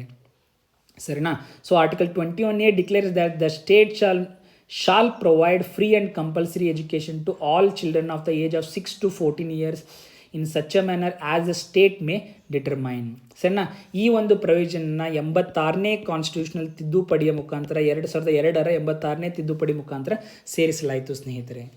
6ರಿಂದ 14 ವರ್ಷದ ಮಕ್ಕಳಿಗೆ ಉಚಿತ ಮತ್ತು ಕಡ್ಡಾಯ ಶಿಕ್ಷಣವನ್ನು ಮೂಲಭೂತ ಹಕ್ಕನ್ನಾಗಿ ಮಾಡಿತು ಸ್ನೇಹಿತರೆ. ಸೊ ಇಷ್ಟು ನಿಮಗೆ ಇಲ್ಲಿವರೆಗೂ ಅರ್ಥ ಆಯಿತು ಅಂತ ನಾನು ಭಾವಿಸ್ತೀನಿ ಸ್ನೇಹಿತರೆ. ಸರಿನಾ. ಮುಂದೆ ನೋಡೋಣ. ಆರ್ಟಿಕಲ್ 22 ಬಂಧನ ಮತ್ತು ಸೆರೆವಾಸದ ವಿರುದ್ಧ ರಕ್ಷಣೆ. ಬಂಧನ ಮತ್ತು ಸೆರೆವಾಸದ ವಿರುದ್ಧ ರಕ್ಷಣೆ. Protection against arrest and detention. ಸಾಮಾನ್ಯ ಬಂಧನದ ಸಂದರ್ಭದಲ್ಲಿ ಬಂಧಿತ ವ್ಯಕ್ತಿಗೆ ಒಂದಿಷ್ಟು ರೈಟ್ಸ್ ಇರುತ್ತೆ. ಅದೇನಪ್ಪ ಅಂದರೆ ಬಂಧಿತ ವ್ಯಕ್ತಿಗೆ ಬಂಧನದ ಕಾರಣವನ್ನು ನಾವು ತಿಳಿಸ್ಬೇಕು. 24 ಗಂಟೆಗಳಲ್ಲಿ ಮ್ಯಾಜಿಸ್ಟ್ರೇಟ್ ಮುಂದೆ ಹಾಜರು ಪಡಿಸಬೇಕು. ವಕೀಲರ ಸಲಹೆಯನ್ನು ಪಡಿತಕ್ಕಂಥ ಹಕ್ಕು ಆತನಿಗೆ ಇರುತ್ತಂತ ಅವ್ರಿಗೆ ತಿಳಿಸ್ಬೇಕು ಮತ್ತು ಪಡಿಬೇಕು. ಆದರೆ ದೇರ್ ಇಸ್ ಡಿಫರೆನ್ಸ್. ನಿರೋಧಕ ಬಂಧನ ದಟ್ ಈಸ್ ಪ್ರಿವೆಂಟಿವ್ ಡಿಟೆನ್ಷನ್ ಎಂಬ ಒಂದು ವಿಶೇಷ ವಿಧಾನವು ಕೂಡ ಇದರಲ್ಲಿ ಇದೆ ಅಂತ ನಾವು ಗಮನಿಸಬೇಕು ಸ್ನೇಹಿತರೆ. ಸರಿನಾ.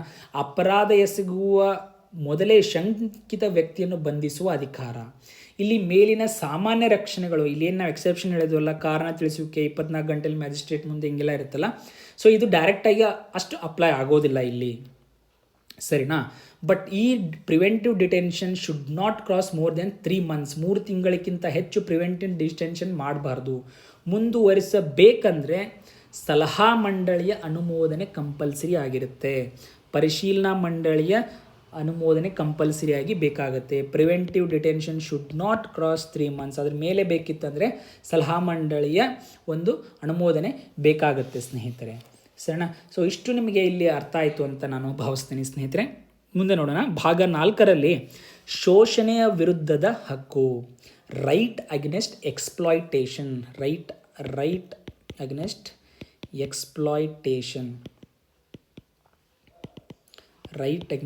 ಎಕ್ಸ್ಪ್ಲಾಯ್ಟೇಷನ್. ಯಾವ್ಯಾವ ಆರ್ಟಿಕಲ್ ಅದ್ರ ಬಗ್ಗೆ ಮಾತಾಡುತ್ತೆ ಶೋಷಣೆ ವಿರುದ್ಧ ಹಕ್ಕು ಬಗ್ಗೆ ಅಂತಂದರೆ ಆರ್ಟಿಕಲ್ 23 ಮತ್ತು 24 ಅದ್ರ ಬಗ್ಗೆ ಮಾತಾಡುತ್ತೆ ಸ್ನೇಹಿತರೆ. ಸೊ ಮೊದಲನೇದಾಗಿ ಆರ್ಟಿಕಲ್ 23ರ ಬಗ್ಗೆ ನಾವು ತಿಳಿದುಕೊಳ್ಳೋಣ. Article 23 prohibition of traffic in human being and forced labour. Prohibition of traffic in human beings, ಮಾನವ ಕಳ್ಳು ಸಾಗಣೆ ಮತ್ತು ಬಲವಂತ ಕಾರ್ಮಿಕ ಸಂಪೂರ್ಣ ನಿಷೇಧ. Forced labour it's also called as a Begar ಅಂತ ನಾವು ಕರಿತೇವೆ. Begar, forced labour. ಸರಿನಾ. ಸೊ ಆರ್ಟಿಕಲ್ 23 ಮಾನವ ಕಳ್ಳ ಸಾಗಣೆ ಮತ್ತು ಬಲವಂತದ ಕಾರ್ಮಿಕ ಪದ್ಧತಿಯನ್ನು ಸಂಪೂರ್ಣವಾಗಿ ನಿಷೇಧಿಸುತ್ತೆ. ಆರ್ಟಿಕಲ್ 17ರಂತೆ ಖಾಸಗಿ ವ್ಯಕ್ತಿಗಳ ವಿರುದ್ಧವೂ ಕೂಡ ಇದು ನೇರವಾಗಿ ಅಪ್ಲೈ ಆಗುತ್ತೆ ಸ್ನೇಹಿತರೆ. 1956ರ ಅನೈತಿಕ ವ್ಯಾಪಾರ ತಡೆ ಕಾಯ್ದೆ ಇದನ್ನು ಜಾರಿಗೆಗೊಳಿಸುತ್ತದೆ. ಇಮ್ಮೊರಲ್ ಟ್ರಾಫಿಕ್ ಪ್ರಿವೆನ್ಷನ್ ಆ್ಯಕ್ಟ್ ಸ್ನೇಹಿತರೆ ಇದನ್ನು ಜಾರಿಗೊಳಿಸುತ್ತದೆ. ಸರಿನಾ. ಇದು ಆರ್ಟಿಕಲ್ 23 ಆಯಿತು. ಆರ್ಟಿಕಲ್ 23 ಸರಿನಾ. ನೆಕ್ಸ್ಟು ಆರ್ಟಿಕಲ್ 24 ಏನು ಹೇಳುತ್ತೆ? ಆರ್ಟಿಕಲ್ 24 ಏನು ಹೇಳುತ್ತಪ್ಪ ಅಂತಂದರೆ 14 ವರ್ಷದೊಳಗಿನ ಮಕ್ಕಳನ್ನು ಕಾರ್ಖಾನೆ, ಗಣಿ ಅಥವಾ ಅಪಾಯಕಾರ ಉದ್ಯೋಗದಲ್ಲಿ ನೇಮಿಸುವುದನ್ನು ನಿಷೇಧಿಸುತ್ತದೆ. ಸರಿನಾ. 14 ವರ್ಷದೊಳಗಿನ ಮಕ್ಕಳನ್ನು ಕಾರ್ಖಾನೆ, ಗಣಿ ಅಥವಾ ಅಪಾಯಕಾರ ಉದ್ಯೋಗದ ನೇಮಿಸುವುದನ್ನು ಇದು ನಿಷೇಧಪಡಿಸುತ್ತದೆ. ನೋಡಿ ಸ್ನೇಹಿತರೆ, ಈ ಒಂದು ಆರ್ಟಿಕಲ್ 24 ಏನಿದೆ ಇದು 21A ಶಿಕ್ಷಣ ಹಕ್ಕಿನ ಜೊತೆ ನೇರ ಸಂಬಂಧವನ್ನು. ಯಾಕಂದರೆ 21 ಏನು ಹೇಳುತ್ತೆ, 14 ವರ್ಷದೊಳಗಿನ ಮಕ್ಕಳಿಗೆ, 6ರಿಂದ 14 ವರ್ಷ ಮಕ್ಕಳಿಗೆ ಎಜುಕೇಷನ್ ರೈಟ್ ಟು ಎಜುಕೇಷನ್ ಕೊಡುತ್ತೆ. ಸರಿನಾ? ಸೊ ಅದಕ್ಕಿದು ಡೈರೆಕ್ಟಾಗಿ ಸಂಬಂಧವನ್ನು ಹೊಂದಿದೆ ಅಂತ ನಾವು ಹೇಳ್ಬೋದು ಸ್ನೇಹಿತರೆ. ಸರಿನಾ? ಮುಂದೆ ನೋಡೋಣ. ಭಾಗ 5ರಲ್ಲಿ ಧಾರ್ಮಿಕ ಸ್ವಾತಂತ್ರ್ಯದ ಹಕ್ಕು ಸ್ನೇಹಿತರೆ. ಸರಿನಾ? ಧಾರ್ಮಿಕ ಸ್ವಾತಂತ್ರ್ಯ ಹಕ್ಕು ಮಾತಾಡ್ತಕ್ಕಂಥ ಆರ್ಟಿಕಲ್ ಯಾವಪ್ಪ ಅಂದ್ರೆ ಆರ್ಟಿಕಲ್ 25 to 28 ಧಾರ್ಮಿಕ ಸ್ವಾತಂತ್ರ್ಯದ ಹಕ್ಕುಗಳ ಬಗ್ಗೆ ಮಾತಾಡುತ್ತೆ. Right to freedom of religion. ಸರಿನಾ? ಸೊ ಇದು ನಿಮಗೆ ಗಮನಕ್ಕಿರಲಿ. ನೆಕ್ಸ್ಟ್ ಇವಾಗ ಫಸ್ಟು ಆರ್ಟಿಕಲ್ 25 ಬಗ್ಗೆ ನಾವು ತಿಳಿದುಕೊಳ್ಳೋಣ ಸ್ನೇಹಿತರೆ. ಆರ್ಟಿಕಲ್ 25 ಆತ್ಮಸಾಕ್ಷಿ ಮತ್ತು ಧರ್ಮಾಚರಣೆಯ ಸ್ವಾತಂತ್ರ್ಯ. Freedom of conscience and profession, practice and propagation of religion. ಸರಿನಾ? ಪ್ರತಿ ವ್ಯಕ್ತಿಗೂ ಆತ್ಮಸಾಕ್ಷಿಯ ಸ್ವಾತಂತ್ರ್ಯ ಮತ್ತು ಧರ್ಮವನ್ನು ಮುಕ್ತವಾಗಿ ಆಚರಿಸುವ, ಪಾಲಿಸುವ ಮತ್ತು ಪ್ರಚಾರ ಮಾಡುವ ಹಕ್ಕು ಇದೆ ಅಂತ ಇದು ಹೇಳುತ್ತೆ. ಆದರೆ ಇದು ಸಂಪೂರ್ಣವಾಗಿ ಅನಿಯಂತ್ರಿತವಲ್ಲ. ಅಂದರೆ ಅದು ಕಂಟ್ರೋಲೇ ಮಾಡೋಂಗೆ ಇಲ್ಲ, ಅಂದರೆ ಅನ್ಕಂಟ್ರೋಲೇಬಲ್ ಇಲ್ಲ ಅಂತ ಹೇಳೋಕ್ಕಾಗಲ್ಲ. ಸಾರ್ವಜನಿಕ ಸುವ್ಯವಸ್ಥೆ, ನೈತಿಕತೆ ಮತ್ತು ಆರೋಗ್ಯದ ಷರತ್ತುಗಳನ್ನು ಅದು ಒಳಗೊಂಡಿದೆ. ಷರತ್ತಿಗೆ ಒಳಪಟ್ಟಿದೆ. ಸರಿನಾ? ಇದು ನಿಮಗೆ ಗೊತ್ತಿರಲಿ ಸ್ನೇಹಿತರೆ. So rights are subject to public order, morality and health and other provisions relating to fundamental rights. ಇದು ನಿಮಗೆ ಗೊತ್ತಿರಲಿ ಸ್ನೇಹಿತರೆ. ಸರಿನಾ? ನೆಕ್ಸ್ಟು ಧಾರ್ಮಿಕ ಆಚರಣೆಗಳಲ್ಲಿ ಸಾಮಾಜಿಕ ಕಲ್ಯಾಣ ಮತ್ತು ಸುಧಾರಣೆಗಾಗಿ ಕಾನೂನು ಅಧಿಕಾರವೂ ಇದೆ. ಫಾರ್ ಎಕ್ಸಾಂಪಲ್ ಸಾಮಾಜಿಕ ಎಕ್ಸಾಂಪಲ್ ಕೊಡೋದಂದರೆ ನಿಮಗೆ ಉದಾಹರಣೆಗೆ ದೇವಾಲಯ ಪ್ರವೇಶ ಕಾಯ್ದೆಗಳಾಗಿರ್ಬೋದು, ಸಿಖ್ ಸಮುದಾಯದ ಕಿರ್ಪನ್ ಧರಿಸುವುದು ಕೂಡ ಇದರ ಭಾಗ ಅಂತ ಇದರಲ್ಲಿ ಹೇಳಿದೆ. ಇದು ನೆನಪಿಟ್ಕೊಳ್ಳಿ.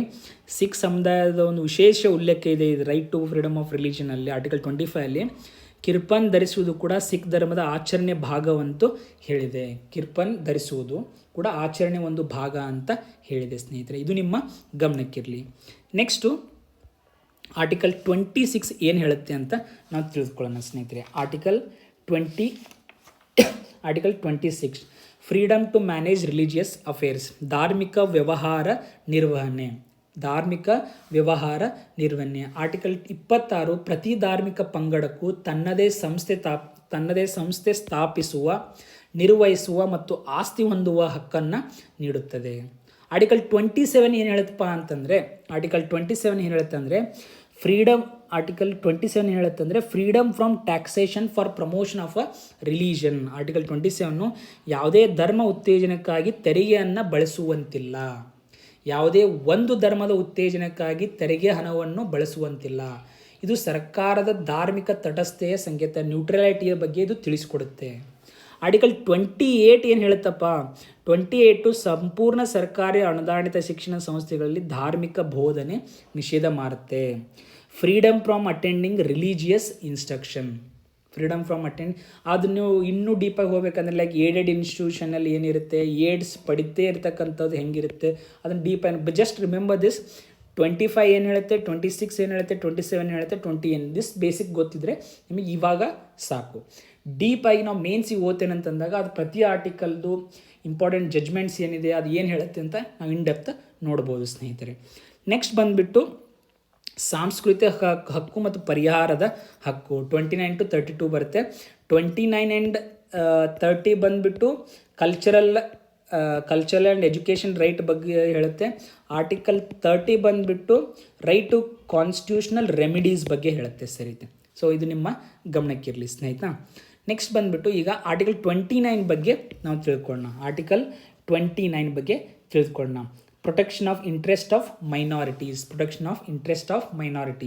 ಆರ್ಟಿಕಲ್ 29 ಹೇಳುತ್ತೇನೆ ಅಂದರೆ ಡಿಸ್ಟಿಂಕ್ಟ್ ಲ್ಯಾಂಗ್ವೇಜ್, ವಿಶಿಷ್ಟ ಭಾಷೆ, ಲಿಪಿ, ಸಂಸ್ಕೃತಿ ಹೊಂದಿರುವ ಯಾವುದೇ ಪ್ರಜಾವರ್ಗ ಅದಕ್ಕೆ ಸಂರಕ್ಷಿಸುವ ಹಕ್ಕನ್ನು ಇದು ನೀಡುತ್ತೆ. ಮತ್ತು ಸರ್ಕಾರಿ ಶಿಕ್ಷಣ ಸಂಸ್ಥೆ ಪ್ರವೇಶದಲ್ಲಿ ಧರ್ಮ ಅಥವಾ ಭಾಷಾ ಆಧಾರಿತ ನಿರಾಕರಣೆಯನ್ನು ಮಾಡುವಂತಿಲ್ಲ ಅಂತ ಕೂಡ ಆರ್ಟಿಕಲ್ 29 ಹೇಳುತ್ತೆ. ಸೊ ಇದು ನಿಮಗೆ ಅರ್ಥ ಆಯಿತು ಅಂತ ನಾವು ಭಾವಿಸ್ತೀನಿ. ಆರ್ಟಿಕಲ್ 30 ಏನು ಹೇಳುತ್ತಂದರೆ right of minorities to establish and administer educational institution, ಶಿಕ್ಷಣ ಸಂಸ್ಥೆ ಸ್ಥಾಪನೆ ಬಗ್ಗೆ ಹೇಳುತ್ತೆ ಸ್ನೇಹಿತರೆ. ಸರಿನಾ? ಎಲ್ಲ ಅಲ್ಪಸಂಖ್ಯಾತರಿಗೆ, ಧಾರ್ಮಿಕ ಅಥವಾ ಭಾಷಿಕ ಅಲ್ಪಸಂಖ್ಯಾತರಿಗೆ ತಮ್ಮದೇ ಶಿಕ್ಷಣ ಸಂಸ್ಥೆ ಸ್ಥಾಪಿಸುವ ಮತ್ತು ನಿರ್ವಹಿಸುವ ಹಕ್ಕನ್ನು ನೀಡುತ್ತೆ. ಮತ್ತು ಅನುದಾನ ನೀಡುವಾಗ ಸರ್ಕಾರ ಈ ಸಂಸ್ಥೆಗಳ ವಿರುದ್ಧ ಯಾವುದೇ ರೀತಿಯಾದಂಥ ತಾರತಮ್ಯವನ್ನು ಮಾಡುವಂತಿಲ್ಲ. ಸೊ ಇಷ್ಟು ನಿಮಗೆ ಗೊತ್ತಾದರೆ ಸಾಕು. ಸೊ ಏನಪ್ಪ ಅಂದರೆ ಕಲ್ಚರಲ್ ಆ್ಯಂಡ್ ಎಜುಕೇಷನಲ್ ರೈಟ್ಸಲ್ಲಿ 2 ಬರುತ್ತೆ. ಆರ್ಟಿಕಲ್ 29 ಬಂದುಬಿಟ್ಟು protection of interest of minorities, ಹಿತಾಸಕ್ತಿ ರಕ್ಷಣೆ ಬಗ್ಗೆ ಮಾತಾಡುತ್ತೆ. ಆಮೇಲೆ 30 ಬಂದುಬಿಟ್ಟು ಶಿಕ್ಷಣ ಸಂಸ್ಥೆ ಸ್ಥಾಪನೆ. ಯಾವ ಶಿಕ್ಷಣ ಸಂಸ್ಥೆ ಸ್ಥಾಪನೆ? Right of minorities to establish and administer educational institution ಬಗ್ಗೆ. ಸೊ ಇಷ್ಟು ನಿಮಗೆ ಅರ್ಥ ಆಯಿತು ಅಂತ ನಾವು ಭಾವಿಸ್ತೇನೆ ಸ್ನೇಹಿತರೆ. ಸರಿನಾ? ನೆಕ್ಸ್ಟ್ ಬಂದುಬಿಟ್ಟು right to constitutional remedies, article 32 ಇದ್ರ ಬಗ್ಗೆ ಮಾತಾಡುತ್ತೆ. ಸಂವಿಧಾನಿಕ ಪರಿಹಾರದ ಹಕ್ಕು. ಸಂವಿಧಾನಿಕ ಪರಿಹಾರದ ಹಕ್ಕು ಇದು ಮೂಲಭೂತ ಹಕ್ಕು ಉಲ್ಲಂಘನೆಯಾದಾಗ ನೇರವಾಗಿ ಸುಪ್ರೀಂ ಕೋರ್ಟ್ಗೆ ಮೊರೆ ಹೋಗ್ತಕ್ಕಂಥ ಹಕ್ಕು. ಸರಿನಾ? ನಂದು ಯಾವುದೋ ಒಂದು ಫಂಡಮೆಂಟಲ್ ರೈಟ್ಸ್ ವೈಲೇಟ್ ಆಗಿದೆ ಅಂತ ನಾನು ಡೈರೆಕ್ಟಾಗಿ ಸುಪ್ರೀಂ ಕೋರ್ಟ್ ಹೋಗಲಿಕ್ಕೆ ಯಾವ ಹಕ್ಕು ಅಧಿಕಾರ ಕೊಡುತ್ತೆ ಅಂದರೆ ಆರ್ಟಿಕಲ್ 32 ನನಗೆ ಅದು ಪವರ್ ಕೊಡುತ್ತೆ. ಆ್ಯಂಡ್ ಈ article 32 it self is fundamental rights. Article 32 ಕೂಡ ಅದು ಫಂಡಮೆಂಟಲ್ ರೈಟ್. ಇದು ಸ್ವತಃ ಕೂಡ ಒಂದು ಮೂಲಭೂತ ಹಕ್ಕು ಆಗಿದೆ. ಇದನ್ನು ನೀವು ಗಮನಿಸಬೇಕು ಸ್ನೇಹಿತರೆ. ಸರಿನಾ? ಮಹಾನ್ ಡಾಕ್ಟರ್ ಬಿ ಆರ್ ಅಂಬೇಡ್ಕರ್ ಈ ಒಂದು ಆರ್ಟಿಕಲ್ನ ಸಂವಿಧಾನದ ಆತ್ಮ ಮತ್ತು ಹೃದಯ ಅಂತೂ ಕರೆದಿದ್ದಾರೆ ಸ್ನೇಹಿತರೆ. ಈ ಹಕ್ಕಿನ ಅಡಿ ಸುಪ್ರೀಂ ಕೋರ್ಟ್ 5 ರೀತಿಯ ರಿಟ್ಸನ್ನು ಹೊರಡಿಸ್ಬೋದು. ಯಾವೆಲ್ಲ 5 ರಿಟ್ಸ್ ಅಂತಂದರೆ ಹೇಬಿಯಸ್ ಕಾರ್ಪಸ್, ಅದು ಅಕ್ರಮ ಬಂಧನದ ವಿರುದ್ಧ. ಮ್ಯಾಂಡಮಸ್, ಕರ್ತವ್ಯ ನಿರ್ವಹಣೆಗಾಗಿ ಆದೇಶ ಕೊಡೋದು. ಪ್ರೊಹಿಬಿಷನ್, ಕೆಳ ನ್ಯಾಯಾಲಯಕ್ಕೆ ತಡೆ ಅಂತ ಹೇಳ್ಬೋದು. ಸರ್ಶೋರಾರಿ, ಆದೇಶ ರದ್ದತಿ ಬಗ್ಗೆ. ಕೋ ವಾರಂಟು, ಹುದ್ದೆಯ ಅಧಿಕಾರ ಪ್ರಶ್ನಿಸಿ. ಸೊ ಇದೇ ಅಧಿಕಾರ ಹೈಕೋರ್ಟಿಗೆ ಕೂಡ ಇದೆ. ಸರಿನಾ? ರಿಟ್ ಹೊರಡಿಸ್ತಕ್ಕಂಥ ಅಧಿಕಾರ ಹೈಕೋರ್ಟಿಗಿದೆ. ಯಾವ ಆರ್ಟಿಕಲ್ ಅಡಿಯಲ್ಲಿದೆ ಅಂತಂದರೆ ಆರ್ಟಿಕಲ್ 226 ಮೂಲಕ ಇದೇ ಅಧಿಕಾರ ಹೈಕೋರ್ಟ್ಸಿಗೆ ಕೂಡ ಇದೆ ಸ್ನೇಹಿತರೆ. ಸೊ ಇಷ್ಟು ನಿಮಗೆ ಅರ್ಥ ಆಯಿತು ಅಂತ ಭಾವಿಸ್ತೇನೆ. ಸೊ ಇವಾಗ ಸಂಕ್ಷಿಪ್ತವಾಗಿ ಈ 5 ರಿಟ್ಗಳ ಬಗ್ಗೆ ನಾವು ತಿಳಿದುಕೊಳ್ಳೋಣ. ಈ ರಿಟ್ ಅರ್ಜಿಗಳ ಬಗ್ಗೆ ನಾವು ತಿಳಿದುಕೊಳ್ಳೋಣ ಸ್ನೇಹಿತರೆ. ಸೊ ಮೊದಲನೇದಾಗಿ ಹೇಬಿಯಸ್ ಕಾರ್ಪಸ್ ಎಂದರೆ ಏನು? ಹೇಬಿಯಸ್ ಕಾರ್ಪಸ್ ಅಂದರೆ ಏನು? Just one sec.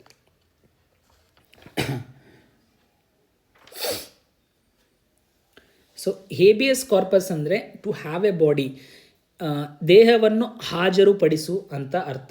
ಅಂದರೆ ಅಕ್ರಮ ಬಂಧನಕ್ಕೊಳಗಾದ ವ್ಯಕ್ತಿಯನ್ನು ನ್ಯಾಯಾಲಯದ ಮುಂದೆ ಹಾಜರುಪಡಿಸಲು ಆದೇಶ ಹೊರಡಿಸುತ್ತೆ. ಆ ಆದೇಶಕ್ಕೆ ನಾವು ಹೇಬಿಯಸ್ ಕಾರ್ಪಸ್ ಅಂತ ಕರಿತೇವೆ.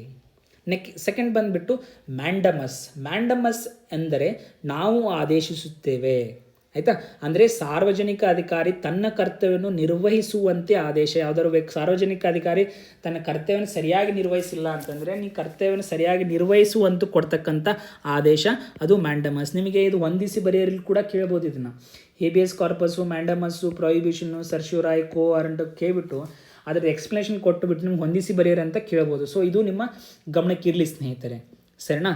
ನೆಕ್ಸ್ಟ್ ಬಂದುಬಿಟ್ಟು ಪ್ರೊಹಿಬಿಷನ್ ಎಂದರೆ ಕೆಳ ನ್ಯಾಯಾಲಯ ತನ್ನ ಅಧಿಕಾರ ವ್ಯಾಪ್ತಿ ಮೀರದಂತೆ ತಡೀತಕ್ಕಂಥ ಆದೇಶ, ಪ್ರೊಹಿಬಿಷನ್ನು. ನೆಕ್ಸ್ಟ್ ಬಂದುಬಿಟ್ಟು ಸರ್ಶ್ಯೋರಾರಿ ಅಂದರೆ ಕೆಳ ನ್ಯಾಯಾಲಯದ ಆದೇಶವನ್ನು ಮೇಲಿನ ನ್ಯಾಯಾಲಯ ರದ್ದುಗೊಳಿಸುವುದು. ಈ ಸರ್ಶ್ಯೋರಾರಿ ಇಟ್ಸ್ ಲೈಕ್ ಒಂದು ರೀತಿ ಕ್ಯೂರೇಟಿವ್. ಇಲ್ಲಿ ಪ್ರೊಹಿಬಿಟ್ ಮಾಡಿರುತ್ತೆ ಅಧಿಕಾರ ವ್ಯಾಪ್ತಿ ಮೀರಬಾರ್ದಂತ. ಇಲ್ಲಿ ಆಲ್ರೆಡಿ ಅದು ಆದೇಶ ಬಂದುಬಿಟ್ಟಿದ್ರೆ, ಅಂದರೆ ಜಜ್ಮೆಂಟ್ ಬಂದುಬಿಟ್ಟಿದ್ರೆ ಆ ಆದೇಶವನ್ನು ರದ್ದುಗೊಳಿಸ್ತಕ್ಕಂಥ ಅದಕ್ಕೆ ಸರ್ಶ್ಯೋರಾರ್ಯದಲ್ಲಿ ಇರುತ್ತೆ. ಸರಿನಾ? ಸರ್ಶ್ಯೋರಾರಿ ಅಂದರೆ ಕೆಳ ನ್ಯಾಯಾಲಯದ ಆದೇಶವನ್ನು ಮೇಲಿನ ನ್ಯಾಯಾಲಯ ರದ್ದುಗೊಳಿಸುವುದು. ಅದೇ ಕೋ ವಾರಂಟೋ ಅಂತಂದರೆ ಯಾವ ಅಧಿಕಾರದಿಂದ, ಅಂದರೆ ಒಬ್ಬ ವ್ಯಕ್ತಿ ಸಾರ್ವಜನಿಕ ಹುದ್ದೆ ಅಕ್ರಮವಾಗಿ ಹಿಡಿದಿದ್ದಾರೆ ಎಂದು ಪ್ರಶ್ನಿಸಿದ್ದು. By what authority you are holding that post ಅಂತ ಪ್ರಶ್ನೆ ಮಾಡುವಂಥದ್ದು. ಸೊ ಇಷ್ಟು ನಿಮಗೆ ಅರ್ಥ ಆಯಿತು ರಿಟ್ಸ್ ಬಗ್ಗೆ ಅಂತ ನಾನು ತಿಳಿದು. ರಿಟ್ಸ್ ಬಗ್ಗೆ ನೀವು ಚೆನ್ನಾಗಿ ತಿಳ್ಕೊಳ್ಳಿ. ಇಟ್ಸ್ ವೆರಿ ಇಂಪಾರ್ಟೆಂಟ್ ಟಾಪಿಕ್, ನಿಮಗೆ ಬೇಕಾಗುತ್ತೆ. ಸರಿನಾ? ಮುಂದೆ ಅಪವಾದಗಳು ಮತ್ತು ವಿಶೇಷ ನಿಬಂಧನೆಗಳು. ಸರಿನಾ? What are exceptions and special provisions in case of fundamental ರೈಟ್ಸಲ್ಲಿದೆ ಅಂತ ನಾವು ತಿಳಿದುಕೊಳ್ಳೋಣ ಸ್ನೇಹಿತರೆ. ಸೊ ಇದನ್ನ ತುಂಬ ಡೀಪಾಗಲ್ಲ, ಜಸ್ಟ್ ಸಂಕ್ಷಿಪ್ತವಾಗಿ ಏನು ಅಂತ ನಾವು ಇದರಲ್ಲಿ ತಿಳಿದುಕೊಳ್ಳೋಣ. ಸರಿನಾ? ಸೊ ಮೂಲಭೂತ ಹಕ್ಕುಗಳ ಅಪವಾದಗಳು ಮತ್ತು ವಿಷಯ, ಪ್ರತಿ ಹಕ್ಕಿಗೂ ಕೆಲವು ಮಿತಿಗಳೇ ಎಂಬುದನ್ನು ನಾವು ಈ ಭಾಗದಲ್ಲಿ ತಿಳಿದುಕೊಳ್ಳೋಣ.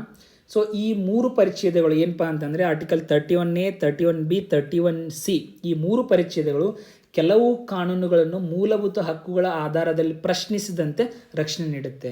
ಫಸ್ಟ್ನೇದಾಗಿ ನೋಡಬೇಕಂದ್ರೆ 31A ಬಂದುಬಿಟ್ಟು ಭೂ ಸುಧಾರಣೆ ಮತ್ತು ಜಮೀನ್ದಾರಿ ಪದ್ಧತಿ ರದ್ದತಿ ಬಗ್ಗೆ ಕಾನೂನುಗಳಿಗೆ ರಕ್ಷಣೆ ನೀಡುತ್ತೆ. ಭೂ ಸುಧಾರಣೆ, ಜಮೀನ್ದಾರಿ ಪದ್ಧತಿ ಕಾನೂನಿನ ಮೂಲಭೂತ ಹಕ್ಕುಗಳಿಂದ ರಕ್ಷಣೆ, ಅಂದರೆ ಇದು ಮೂಲಭೂತ ಹಕ್ಕುಗಳನ್ನು ವೈಲೇಟ್ ಮಾಡಿದೆ ಅಂತ ಪ್ರಶ್ನೆ ಮಾಡದಂಗೆ ಒಂದು ರಕ್ಷಣೆಯನ್ನು ನೀಡುತ್ತೆ. ಆಮೇಲೆ 31B ಬಂದುಬಿಟ್ಟು 9ನೇ ಶೆಡ್ಯೂಲ್ನಲ್ಲಿ ಸೇರಿಸಲಾದ ಕಾನೂನುಗಳನ್ನು ನ್ಯಾಯಾಂಗ ಪರಿಶೀಲನೆಯಿಂದ ವಿನಾಯಿತಿಯನ್ನು ನೀಡುತ್ತೆ.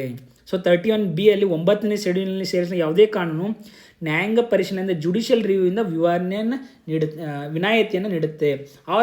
ಆದರೆ ಇಲ್ಲೊಂದು ನೆನಪಿಟ್ಟುಕೊಳ್ಳಿ ಸ್ನೇಹಿತರೆ, 2007 ನಂತರ 2007 IR ಕೊಯ್ಲೋ ಪ್ರಕರಣದ ನಂತರ ಮೂಲ ರಚನೆಗೆ ಧಕ್ಕೆ ತರ್ತಕ್ಕಂಥ, ಮೂಲ ರಚನೆ ಅಂದರೆ ಬೇಸಿಕ್ ಸ್ಟ್ರಕ್ಚರ್, ಇದು ಯಾವಾಗ ಬಂತು? 1973 ಕೇಶವಾನಂದ್ ಭಾರತಿ ಜಡ್ಜ್ಮೆಂಟಲ್ಲಿ ಬೇಸಿಕ್ ಸ್ಟ್ರಕ್ಚರ್ ಡಾಕ್ಟ್ರೈನ್ ಬಂತು. ಈ ಬೇಸಿಕ್ ಸ್ಟ್ರಕ್ಚರಿಗೆ ಧಕ್ಕೆ ಹಾಕಿತ್ತಂದರೆ ಅದು 9ನೇ ಶೆಡ್ಯೂಲ್ನಲ್ಲಿ ಇದ್ದರೂ ಕೂಡ ಅದನ್ನು ನಾವು ಪ್ರಶ್ನಿಸಬಹುದು. So there is no blanket protection. ಇವಾಗ 9ನೇ ಶೆಡ್ಯೂಲಲ್ಲಿ ಇದೆ ಅಂದ ಮಾತ್ರಕ್ಕೆ ಬ್ಲ್ಯಾಂಕೆಟ್ ಪ್ರೊಟೆಕ್ಷನ್ ಇಲ್ಲ. 1973ಕ್ಕಿಂತ ಮುಂಚೆ ಯಾವಿದಾವಲ್ಲ ಅವು ಪ್ರೊಟೆಕ್ಷನ್ ಇದೆ. ಅದರ ನಂತರ ಬಂದವು ಬೇಸಿಕ್ ಸ್ಟ್ರಕ್ಚರ್ ವೈಲೇಟ್ ಆದರೆ ವಿ ಕ್ಯಾನ್ ಕ್ವಶನ್ ಮಾಡಿ ಇಫ್ ದೇ ವೈಲೇಟ್ ಇಟ್ ಅವನ್ನ ವೈಡ್ ಮಾಡಬಹುದು. ಸರಿನಾ? ಇಷ್ಟು ನಿಮಗೆ ಅರ್ಥ ಆಯಿತು ಅಂತ ನಾನು ಭಾವಿಸ್ತೀನಿ. ಅದೇ ರೀತಿ 31C ಬಂದ್ಬಿಟ್ಟು ಏನು ಹೇಳಪ್ಪ ಅಂತಂದರೆ, ರಾಜನಿರ್ದೇಶಕ ತತ್ವಗಳ ಕೆಲವು ವಿಷಯಗಳನ್ನು ಜಾರಿಗೊಳಿಸುವ ಕಾನೂನುಗಳಿಗೆ ಆರ್ಟಿಕಲ್ 14 ಮತ್ತು ಆರ್ಟಿಕಲ್ 19ರಿಂದ ಅದು ರಕ್ಷಣೆಯನ್ನು ನೀಡುತ್ತೆ. ಸೊ ಕೆಲವು DPSP directive principle of state policy ರಾಜನಿರ್ದೇಶಕ ತತ್ವಗಳಿಗೆ ನಾವು ಅವುಗಳನ್ನ ವಿಷಯ ಜಾರಿಗೊಳಿಸುವ ನಿಟ್ಟಿನಲ್ಲಿ ಯಾವ್ದಾದ್ರು ಕಾನೂನು ಬಂದರೆ ಅವು ಆರ್ಟಿಕಲ್ 14 ಮತ್ತು 19ಇಂದ ವೈಲೇಟ್ ಮಾಡ್ತಾವಂಥದ್ದು ಅನ್ಕಾನ್ಸ್ಟಿಟ್ಯೂಷನ್ ಅಂತ ಹೇಳೋಕ್ಕಾಗಲ್ಲ. ಅದಕ್ಕೆ ರಕ್ಷಣೆ ಆ ಕಾನೂನುಗಳಿಗೆ ಈ ಒಂದು 31C ರಕ್ಷಣೆ ಕೊಡುತ್ತೆ.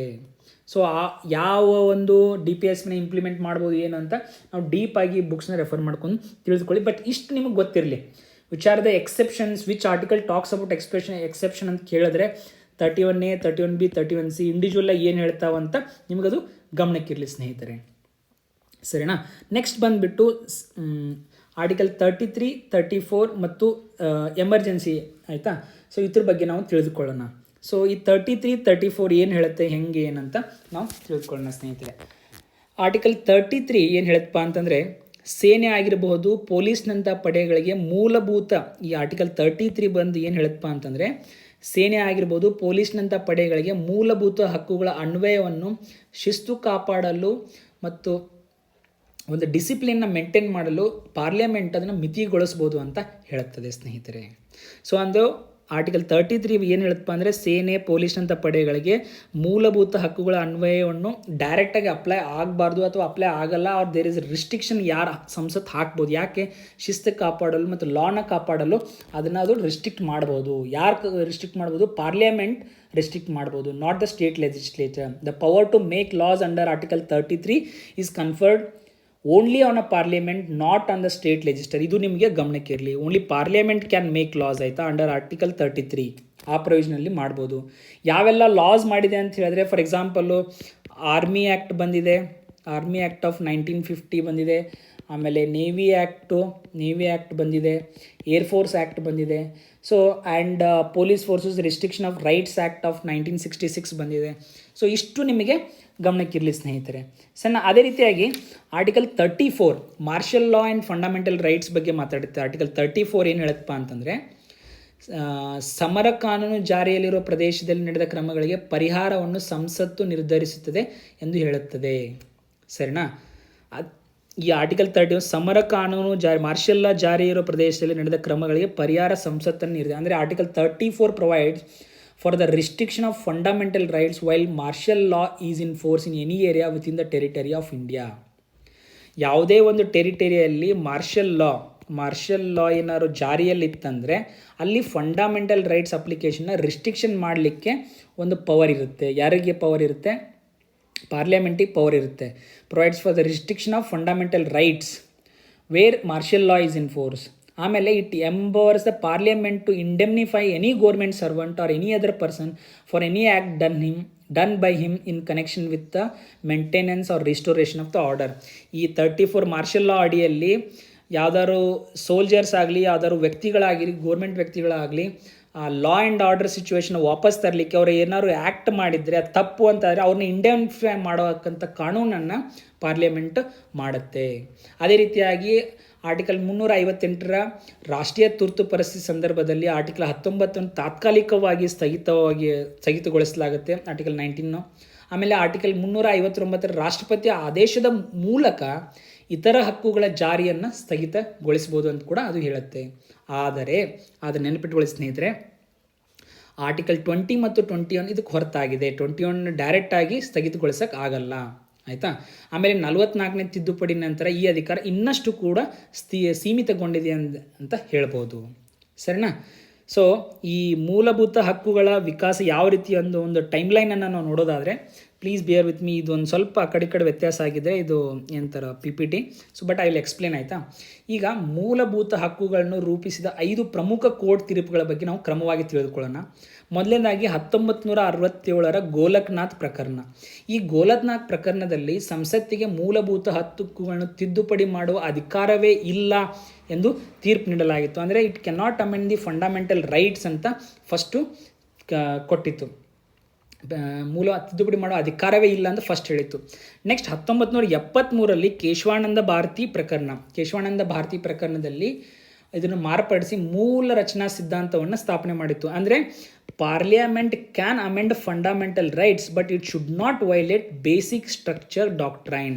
ಅಂದರೆ ಮೂಲ ರಚನಾ ಸಿದ್ಧಾಂತ ಸ್ಥಾಪನೆಯಿಂದ ಅಮೆಂಡ್ ಮಾಡಬಹುದು, ಆದರೆ ಬೇಸಿಕ್ ಸ್ಟ್ರಕ್ಚರ್ ಮೂಲ ರಚನಾ ಸಿದ್ಧಾಂತಕ್ಕೆ ಧಕ್ಕೆ ಆಗದಂತೆ ಮಾಡ್ಬೋದು ಅಂತ ಹೇಳ್ತು. ನೆಕ್ಸ್ಟ್ ಬಂದುಬಿಟ್ಟು 1978ರ ಮನೇಕಾ ಗಾಂಧಿ ಪ್ರಕರಣ.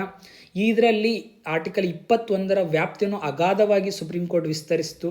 ಅದೇ ರೀತಿಯಾಗಿ 1980ರ ಮಿನರ್ವಾ ಮಿಲ್ಸ್ ಪ್ರಕರಣ ಇದು ಏನು ಹೇಳುತ್ತಪ್ಪ ಅಂತಂದರೆ, ಮೂಲಭೂತ ಹಕ್ಕು ಮತ್ತು DPSP ರಾಜನಿರ್ದೇಶಕ ತತ್ವಗಳ ನಡುವೆ ಸಮತೋಲನ ಅಗತ್ಯ ಎಂದು ಈ ಮಿನರ್ವಾ ಮಿಲ್ ಪ್ರಕರಣ ಹೇಳುತ್ತೆ. ಮತ್ತು 2017ರ ಪುಟ್ಟಸ್ವಾಮಿ ಪ್ರಕರಣ ರೈಟ್ ಟು ಪ್ರೈವಸಿ ಖಾಸಗಿತನದ ಹಕ್ಕು ಆರ್ಟಿಕಲ್ 21ರ ಭಾಗ ಎಂದು ಘೋಷಣೆ ಮಾಡುತ್ತೆ ಸ್ನೇಹಿತರೆ. ಸೊ ಇಷ್ಟು important judgments which are related to fundamental rights ಅಂತ ನಾನು ಹೇಳ್ಬೋದು. ಸೊ ಇಲ್ಲಿವರೆಗೂ part 3 of the Indian constitution which talks about fundamental rights ಬಗ್ಗೆ ನಾವು ಸಂಕ್ಷಿಪ್ತವಾಗಿ ತಿಳಿದುಕೊಂಡಿದ್ದೇವೆ. ತುಂಬ ಒಂದಿಷ್ಟು ಆರ್ಟಿಕಲ್ ನಾವು ಡೀಪಾಗಿ ನೋಡೋರಿದ್ದರೆ it is very useful for the mains exam. Please do look at it, ನಿಮ್ಗೆ ಅವಾಗ ಇನ್ನೂ ಡೀಪಾಗಿ ಅರ್ಥ ಆಗುತ್ತೆ. ಬಟ್ ಬೇಸಿಕ್ಕಾಗಿ ಯಾವ ಆರ್ಟಿಕಲ್ಲು ಏನು ಮಾತಾಡುತ್ತೆ, ಹೇಗೆ ಏನು, which are the very important judgements, ಯಾವ ಇಂಪಾರ್ಟೆಂಟ್ ಅಮೆಂಡ್ಮೆಂಟ್ಸ್ ಇದೆ ಇಲ್ಲಿ ನಾವು ನಿಮಗೆ ತಿಳಿಸ್ಕೊಟ್ಟಿದ್ದೇವೆ ಸ್ನೇಹಿತರೆ. ಸೊ ಕೊನೆಯದಾಗಿ ನಿಮಗೆ ಒಂದು ಹೇಳಬೇಕಂತಂದರೆ, there are totally 6 fundamental rights ಇದೆ, ಆಯಿತಾ. 6 ವಿಧದ ಹಕ್ಕುಗಳಿದೆ. ಆಮೇಲೆ 24 ಪರಿಚ್ಛೇದ ಆರ್ಟಿಕಲ್ 12 to 35 ಇದೆ. ಆಮೇಲೆ 5 ರಿಟ್ಗಳಿದೆ, ಹೇಬಿಯಸ್ ಕಾರ್ಪಸ್ಸು, ಮ್ಯಾಂಡಮಸ್ಸು, ಪ್ರಾಹಿಬಿಷನ್ನು, ಸರ್ಶ್ಯೂರಾರಿ, ಕೋವಾರಂಟು ಅಂತ ಹೇಳಿದೆ, ಅವು ಇದೆ.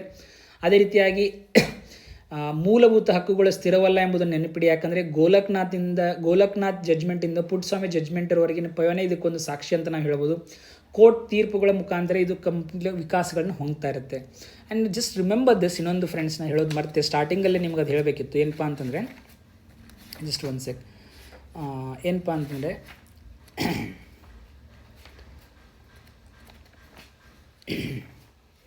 ನಮಗೆ ರೈಟ್ ಟು ಪ್ರಾಪರ್ಟಿ ಆರ್ಟಿಕಲ್ 31ನಲ್ಲಿ ರೈಟ್ ಟು ಪ್ರಾಪರ್ಟಿ ಅಂತ ಮೊದಲಿಟ್ಟು ಇದೆ. Earlier there was 7 fundamental rights, ಇವಾಗ 6 ಅದ ಅಂತ ಹೇಳಿದ್ವಲ್ಲ, ಫಸ್ಟ್ 7 ಇತ್ತು. ಬಟ್ ಏನಾಗತ್ತಪ್ಪ ಅಂತಂದರೆ, ಈ right to property was deleted as a fundamental right by 44th amendment of 1978 and it was made legal right under article 300A in part 12 of the Constitution. It is now a legal and constitutional right but not a fundamental right to property. So earlier 7 rights ಇತ್ತು. So ಇಷ್ಟು ನಿಮಗೆ ಅರ್ಥ ಆಯಿತು ಅಂತ ನಾನು ಭಾವಿಸ್ತೇನೆ ಸ್ನೇಹಿತರೆ. So ಮುಂದಿನ ಒಂದು ವಿಡಿಯೋದಲ್ಲಿ ನಾವು ರಾಜನಿರ್ದೇಶಕ ತತ್ವಗಳು ಮತ್ತು ಮೂಲಭೂತ ಕರ್ತವ್ಯಗಳ ಬಗ್ಗೆ ತಿಳಿದುಕೊಳ್ಳೋಣ. So thank you so much for watching. ನಿಮಗೆ ನಮ್ಮ ಈ ಪ್ರಯತ್ನ ಇಷ್ಟ ಆಗಿದರೆ do subscribe to our channel.